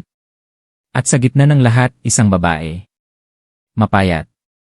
Tuwid ang tayo. Mahaba ang buhok ngunit nakatirintas ng mahigpit. May hawak na palayok na kulay tanso. Siya si Isabel. Hindi ko alam paano ko nalaman. Basta alam ko. At ang pangalang inuusal mula sa ilalim ay hindi pangalan ng aswang. Pangalan iyon ng tao. Pangalan ng unang nawalan. Pangalan ng unang binuksan. Pangalan ng unang ginawang daan. Biglang sumikip ang hawak ng mga ugat sa bewang ko. Umangat ako ng bahagya mula sa gilid ng balon. Ang bibig sa leeg ng nilalang ay malapit na sa mukha ko. Naamoy ko ang hininga nito. Amoy iyon ng mga kusinang matagal nang walang apoy. Amoy ng mga sanggol na hindi umiyak. Amoy ng dibdib ng ina na natuyuan ng gatas sa gitna ng taggutom. At sa ilalim ng lahat ng amoy na yon ay ang alat. Mabigat. Mapait. Tila kaya nitong dumikit sa kaluluwa. Akin na, bulong ng mga bibig sa ugat. Akin na. Hindi na isang boses ang naririnig ko. May boses ni Nena. May boses ng bunso kong kapatid. May boses ni inay. May boses pa ng sarili ko. Lahat ay humihingi ng pareho. Lahat ay nagsasabing ibigay ko ang sarili ko. Lahat ay nagsasabing kapag bumitaw ako, matatapos ang sakit. Muntik na akong maniwala. Muntik na. Ngunit sa pinakailalim ng aking bibig, nalasahan ko ang tunay kong dugo. Mainit. Mapakla. Buhay. At doon ko naalala ang mga sinabi ni Mang Isko. Ang dugong kusang ibinabalik sa buhay ay kinatatakutan nila. Ibinuka ko ang aking bibig. Sinadya kong kagatin ang loob ng pisngi ko. Mariin. Hanggang sa pumutok. Hanggang sa dumaloy ang dugo. Iniluwa ko iyon diretsyo sa bibig sa leeg ng nilalang. Napahiyaw ito. Hindi malakas.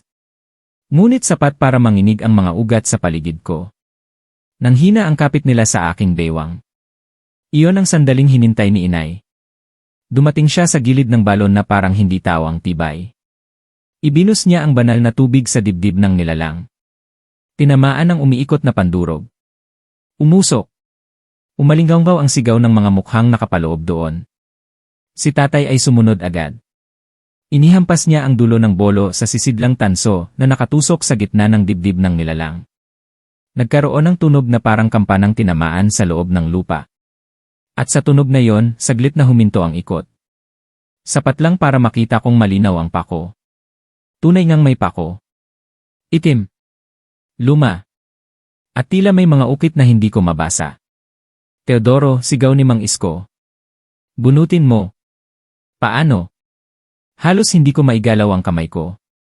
Ngunit alam kong iyon lang ang paraan. Humigpit ako sa hawak ng bolo. Ipinasok ko ang dulo nito sa pagitan ng umiikot na asin at ng pako. Sobrang init. Hindi init ng apoy. Init ng laman na kinukudkod. Parang may libo-libong ngiping sabay-sabay kumakagat sa bakal at sa mga daliri ko. Nadulas ang palad ko sa pawis at dugo. Muntik nang bumitaw. Naramdaman ko ang pagdila ng isang ugat sa aking binti. Muling nagsisigawan ang mga aswang sa paligid. May ilan na tumatakbo palapit sa amin. May ilan na nagsisibagsakan na parang pinutulan ng hininga. May ilan na sinusubukang itulak ang mga tao palayo sa balon. Ang mga bangkay na nakalinya sa mga puno ay nagsimula namang umindak. Hindi paglakad. Hindi pagsugod. Kakaibang indak na tila sumasabay sa tibok ng pandurog sa dibdib ng nilalang. Kapag umindak sila, nagigiba ang lakas ng loob ng sinumang tumitingin. Parang may nakikita kang kabaong na marunong ngumiti. Parang may nakikita kang minamahal mo, ngunit may ibang gutom sa loob. Isang matandang babae mula sa kulasyan ang sumigaw nang makita ang anak niyang matagal nang patay. Tumakbo siya papunta rito. Hindi na siya napigilan. Nidasal. Nitakot. Nisigaw ng mga kasama. Yumakap siya sa bangkay. Sa unang yakap ay akala namin wala namang nangyari. Sa ikalawang tibok ng puso ko, nakita naming unti-unting pumuti ang kamay niyang nakahawak sa likod ng patay. Sa ikatlong tibok, namuti hanggang siko. Sa ikaapat, ang kalahati ng braso niya ay nagmistulang tinabunan ng asin mula sa loob. At nang sumigaw siya, hindi na sigaw ng tao ang lumabas. Pagaspas iyon ng tuyong butil sa loob ng banga. Hinila siya ng dalawang lalaki palayo. Nabali ang braso niya sa siko. Hindi dahil hinila, kundi dahil ang bahaging pinuti ay naging marupok na tila pinatuyong tinapay. Nalaglag sa lupa ang kamay niya.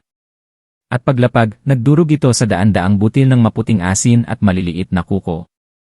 Napatili ang mga babae. Napaatras ang mga lalaki. Lalong dumilim ang paligid. Parang ayaw ng gabi na makita naming lahat ang tunay na hugis ng nangyayari. Bunutin mo, sigaw ulit ni Mang Isko. Humina ako ng malalim. Naramdaman kong may isang bagay na umuusad mula sa aking dibdib pataas sa lalamunan ko. Parang uod. Parang asin na gustong maging dila. Hindi ko iyon pinansin. Ipinirmi ko ang aking mga paa sa gilid ng balon. Ipinasok ko ng mas malalim ang dulo ng bolo. At buong lakas kong pinwersa pa itaas ang pako. Umungol ang buong katawan ng nilalang. Hindi siya sumigaw. Umungol siya na parang bahay na pinupunit ang pundasyon. Umikot ang mga mata niya. Ang kaliwa ay mukha ng dalaga. Ang kanan ay mata ng tuyong matanda. Ang bibig sa lieg ay bumuka hanggang dibdib. At mula roon ay may mga kamay na maliliit na nagsilabas. Pangsanggol. Mapuputi. Matiim ang kapit. Kinakapa ang hangin. Hinahanap ang mukha ko. Ibinagsak ni inay ang walang laman ng sisidlang tanso sa mga kamay na yon. Natabig ang ilan. Ngunit may isa na kumapit sa pulso niya. Maliit lang. Kasinlaki ng kamay ng bagong silang. Ngunit ang higpit ay parang bakal. Nanlaki ang mga mata ni inay. Unti-unting pumuti ang bahaging hinawakan. Tinaga ni tatay ang maliit na kamay. Naputol.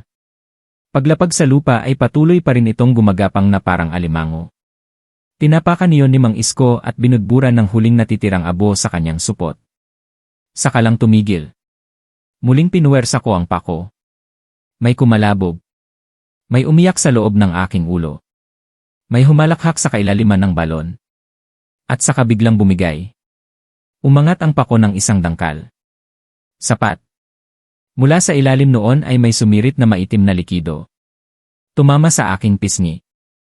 Mainit sa una. Malamig sa sumunod. At nang umabot ang isang patak sa aking labi, nalasahan ko ang pinakakakilakilabot na lasa sa buhay ko.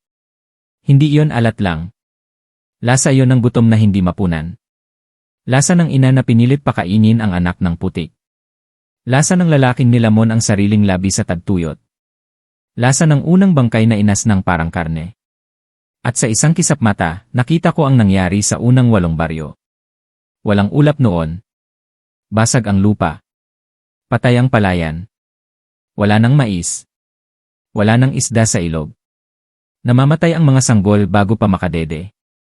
Tuyot ang mga suso ng mga ina. Humahalik ang mga matanda sa asin para lang may malasahan sa dila. At sa gitna ng paghihirap, may dumating na tindero. May kariton. May sako. May murang asin. Tinanggap siya ng lahat. Pinakain. Pinatulog. Pinagdasal pa. At nang una nilang malasahan ang asin niya, hindi nila alam na may dala silang daan papasok sa buong baryo.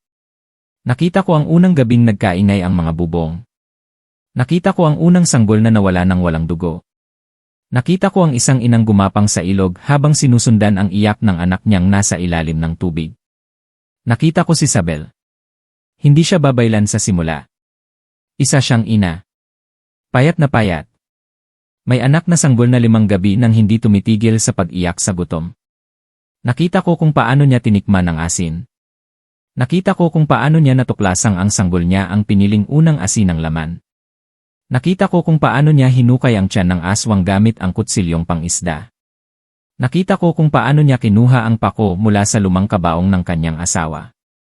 At nakita ko kung paano niya isinaksak iyon sa dibdib ng nilalang habang siya mismo ay kinakain ng mga ugat.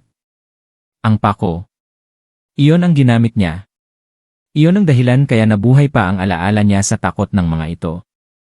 At iyon din ang dahilan kaya nanginginig ang kamay ko habang mas binubunot ko ang pako ngayon. Hindi ko lang inaalis ang bagay. Binubuksan ko ang sugat na minsan nang tinahi ng isang inang desperado. Teodoro. Boses iyon ni inay. Malapit. Mahina. May kakaiba.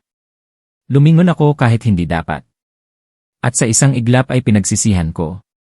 Ang kalahati ng mukha niya ay may puting guhit na umaakyat mula sa pulso papunta sa leg. Hindi pa asin. Ngunit parating na roon. Nakatingin pa rin siya sa akin. Matatag. Hindi umiyak. Tapusin mo. Umiling si tatay. Hindi. Ngunit alam naming lahat.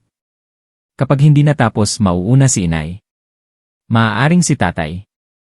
Maaaring ako. At pagkatapos ay ang natitirang 8 baryo. Maging ang mga hindi na naming narating. Maging ang mga ipinaglihi pa lang. Humigpit ang hawak ko sa pako. Hinila ko ng buong lakas. Kasabay niyon ay may sumabog na tunog mula sa dibdib ng nilalang. Parang kalderong pumutok sa apoy. Parang bungo na hinampas ng maso. Parang lupa na bumigay sa ilalim ng kabaong. Nabunot ang pako. Buong buo. Mahaba. Mas mabigat kaysa dapat. May mga nakadikit na hibla ng laman at asin. At nang tuluyang mahugot, huminto ang pandurog. Tumigil ang ikot. Tumigil ang mga boses. Tumigil ang mga bangkay sa pag-indak. Tumigil ang mga aswang sa paghinga. Sa isang kakilakilabot na saglit, ang buong gubat ay naging sobrang tahimik. Walang kuliglig. Walang palaka. Walang hangin. Walang iyak. Kahit kami ay tila natutong hindi huminga. Pagkatapos ay nagsimula ang pagbiyak. Hindi sa lupa. Sa mga katawan. Ang dibdib ng nilalang sa balon ay nagkabitak-bitak na parang tuyong putik. Sa bawat bitak ay may sumisilip na mata. Bibig. Daliri. Ngipin. Maliit na mukha. Malalaking mukha. Parang lahat ng nakulong sa loob ay sabay-sabay gustong lumabas. Humagulgol si Mang Isko. Lumayo kayo. Ngunit huli na. Pumutok ang dibdib ng nilalang. Hindi isang pagsabog ng apoy. Kundi pagsabog ng mga labi. Asin. Laway. Ngipin. Piraso ng dila. Ugat. Munting buto. At mga aninong hindi tuluyang nahubog. Tinamaan kami. Tinamaan ang mga puno. Tinamaan ang mga bangkay na nakatayo sa paligid. Ang ilan sa mga bangkay ay bumagsak agad na parang pinutulan ng tali. Ang ilan ay sumigaw. Sumigaw. Sa unang pagkakataon ay narinig naming muli ang boses ng mga tunay nilang pagkatao. May tumawag sa anak. May humingi ng tawad. May humingi ng tubig. May nagsabing malamig na malamig daw sa loob. May nagsabing huwag daw silang hayaang ibalik. Ang mga aswang naman ay nagkagulo. May mga gumapang paakyat sa mga puno, sabay na hulog na tila nawala ng buto. May mga napunit ang tiyan at nagbuhos ng asin sa lupa. May mga nagkabiyak ang mga bibig at nagsilabas ang kung anumang tinago nila roon. Doon namin nakita na hindi lang dila at ngipin ang iniipon nila. May mga maliliit na tainga. May mga kuko ng sanggol. May mga hibla ng buhok na may anit pa. May mga maliliit na buto ng daliri. May mga pinong piraso ng balat na pinatigas ng alat. Maging ang pinakamatapang sa amin ay napaluhod sa pandidiri. Si Kapitan Lino, kahit kalahati na ang kulay ng mukha niya, ay umiyak ng tuluyan nang makita ang nanay niyang bangkay na bumagsak sa lupa at nagdurog sa bunton ng puting butil. Dumapa siya. Hinukay niya ang asin gamit ang 2 kamay. Parang may mahahanap pa. Parang may natitira pang anyo. Ngunit walang natira kundi ilang hibla ng buhok at 2 bagang na magkasing laki ng munggo. Samantala, ang mga asin ay hindi na makahigaw. Nakabuka lang ang bibig niya. Humihingal. Bumabagsak sa mga tuhod. Ang malaking kamay mula sa balon ay hindi na siya hinahatak ngayon. Hinahawakan na lang siya sa batok. Parang pinipili kung lulunukin pa ba o itatapon. At nang lumingon siya sa akin, wala na ang yabang niya. Wala na ang lamig ng mata niya. Ang nakita ko ay pakiusap. Hindi dahil nagsisisi. Kundi dahil ayaw niyang magutom kasama ang mas malaking bagay sa ilalim. Pako, bulong ni Mang Isko. Tuhugin mo. Hindi ko na kinailangang tanungin kung saan. Alam ko na. Sa dibdib. Sa lugar kung saan dapat puso, ngunit pandurog ng asin ang tumitibo. Lumapit ako.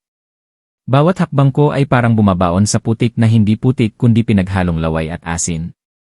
Nadudulas ang paa ko sa maliliit na ngipin. May isang piraso ng dila ang dumikit sa sakong ko. Tinanggal ko gamit ang dulo ng bolo. Masama ang amoy. Masama ang pakiramdam. At sa bawat hinga ko ay para akong nilalagyan ng alikabok sa loob ng baga. Tumigil ako sa tapat ng mga asin. Nakatingin siya sa akin. Sa likod niya ay ang balon na humihinga. Sa gilid niya ay ang higanteng kamay na puno ng asin. Sa paligid niya ay ang mga aswang na naghihinalo, napupunit, nagtatangkang gumapang palayo. Kapag ginawa mo iyan, sabi niya. Hindi matatapos. Hindi ako sumagot. Mag-iba lang ang daan. Hindi pa rin ako sumagot. May mas malalim pa sa balon. Doon ako tumingin sa kanya ng mabuti. Hindi siya nagsisinungaling. Iyon ang mas nakakatakot. May bagay sa mukha niyang nagsasabing kahit siya ay kasangkapan lang. Kahit siya ay tagasingil lang. Tagadala lang ng alat. Tagapaghanda lang ng mga bibig. At kapag nagising iyon, bulong niya hindi 8 baryo. Itinaas ko ang pako. May ukit niya roon. Ngayon ay mas malinaw ko nang nakita. Hindi salita. Mga pangalan. Napakaraming pangalan. Pangalan ng mga nauna. Pangalan ng mga kinuha. Pangalan ng mga naging asin. May ilan akong nabasa sa isang kisap mata. Rosita. Ambo. Feliza. Nena. At isa pang pangalang nagpahinto sa pulso ko. Sabel. Nasa pako pa rin ang pangalan niya. Ibig sabihin hindi pa siya ganap na nakawala.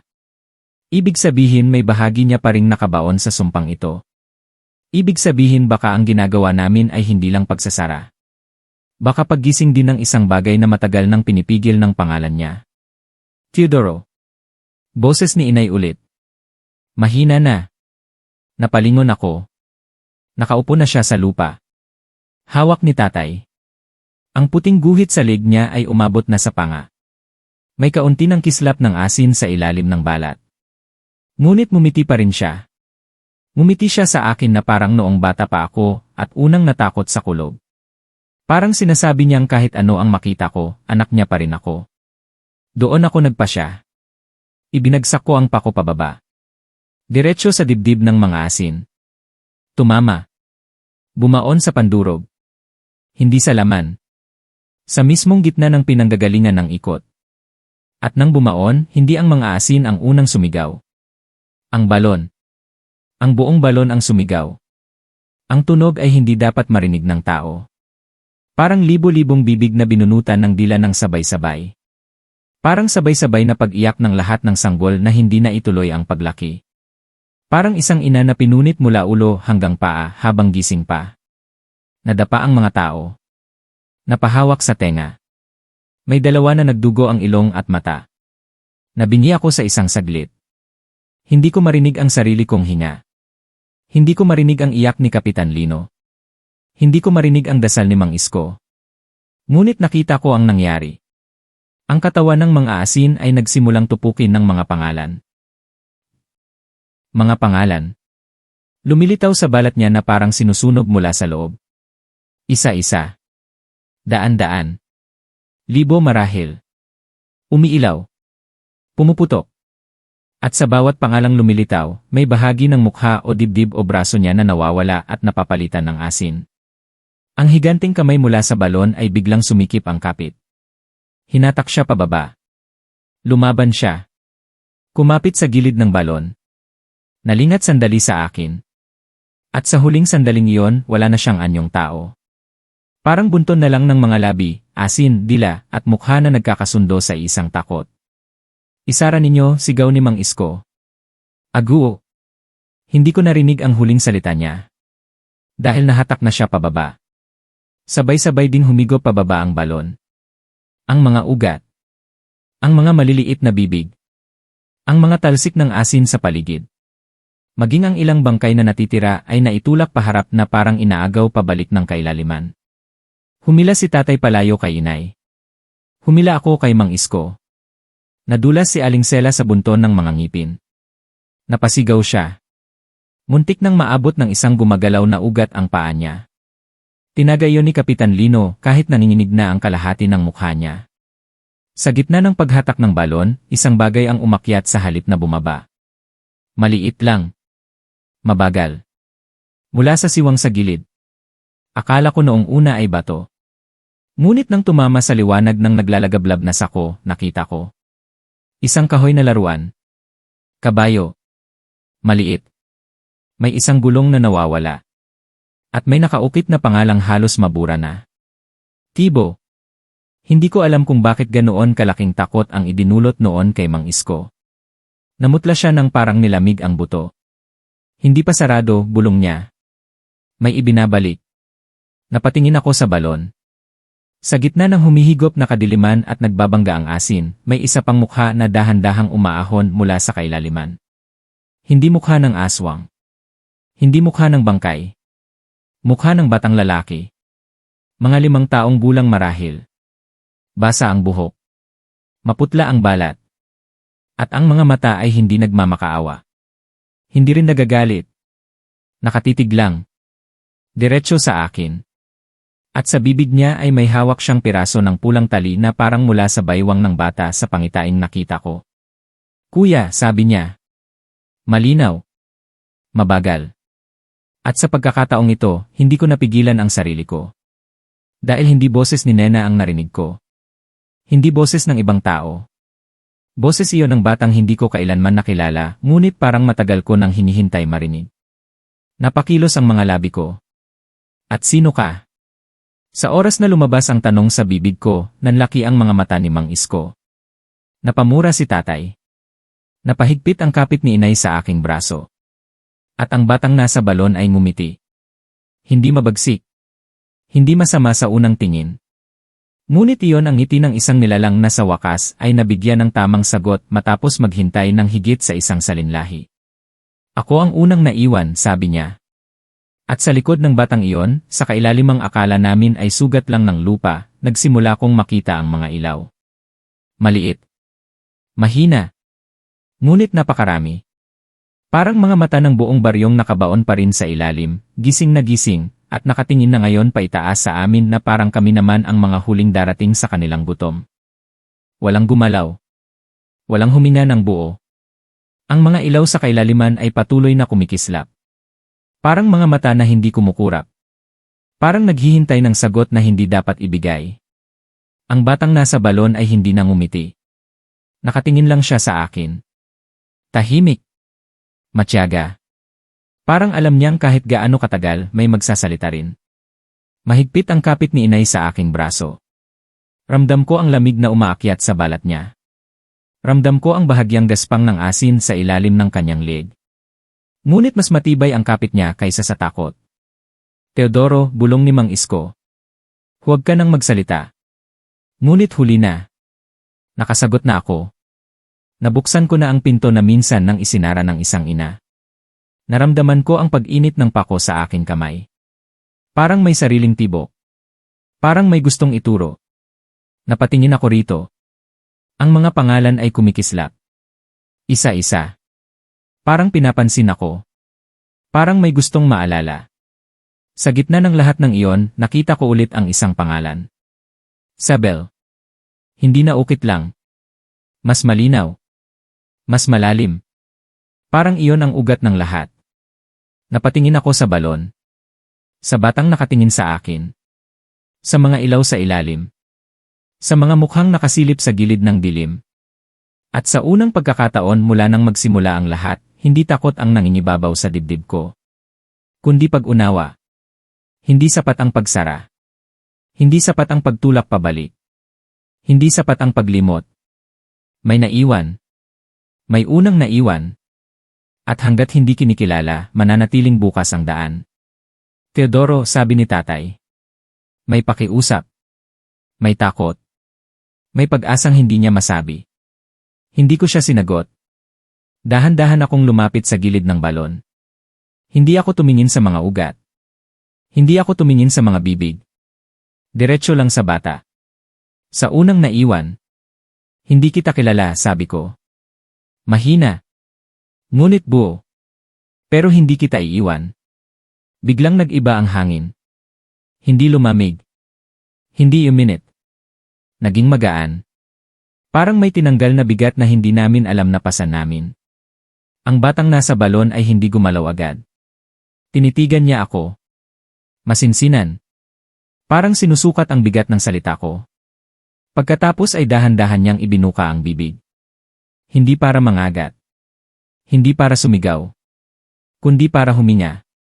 At sa unang hina niya, ang mga ilaw sa ilalim ay sabay-sabay kumurap. Hindi bilang gutom.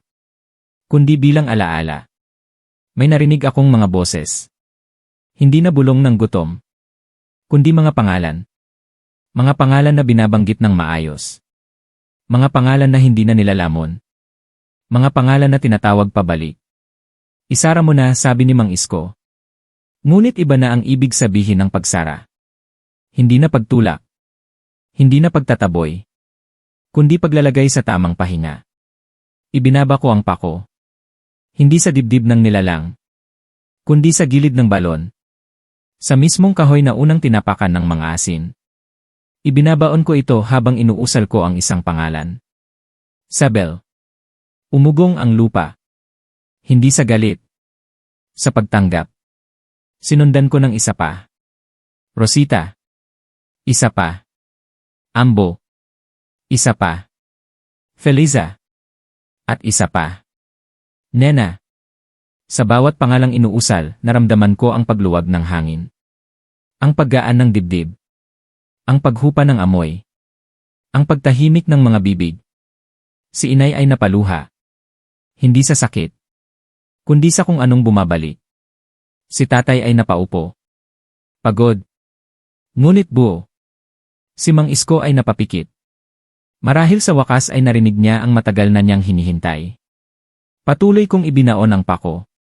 Unti-unti. Dahan-dahan. Kasabay ng bawat pangalang kaya kong maalala. Hindi ko kilala lahat. Ngunit ang pako ay tila gumagabay. Sa bawat pagbaon may pangalang sumisilip sa isip ko. At inuusal ko yon. Hanggang sa maramdaman kong wala nang gustong sumigaw sa loob. Wala nang gustong kumawala. Wala nang kumakagat sa laman ko.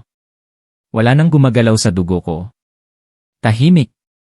Ganap na tahimik.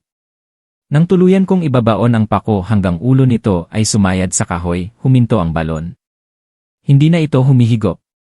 Hindi na ito humihinga. Ang mga ugat ay unti-unting natuyo. Ang mga bibig ay nagsara. Ang mga aswang sa paligid ay hindi na gumalaw. Isa-isa silang bumagsak. Hindi marahas. Hindi biglaan. Parang dahong nalagas matapos ang mahabang tagtuyot. Ang mga bangkay na nakatayo ay bumigay. Hindi na sumigaw. Hindi na kumapit. Bumalik sila sa pagiging kung ano sila. Tahimik. Mabigat. At sa gitna ng balon, ang batang lalaki ay tumingin sa akin sa huling pagkakataon. Wala na ang gutom sa mata niya. Wala na ang paghihintay. May pagod. May pahinga. At may pasasalamat na hindi na kailangang bigkasin. Dahan-dahan siyang umatras sa dilim.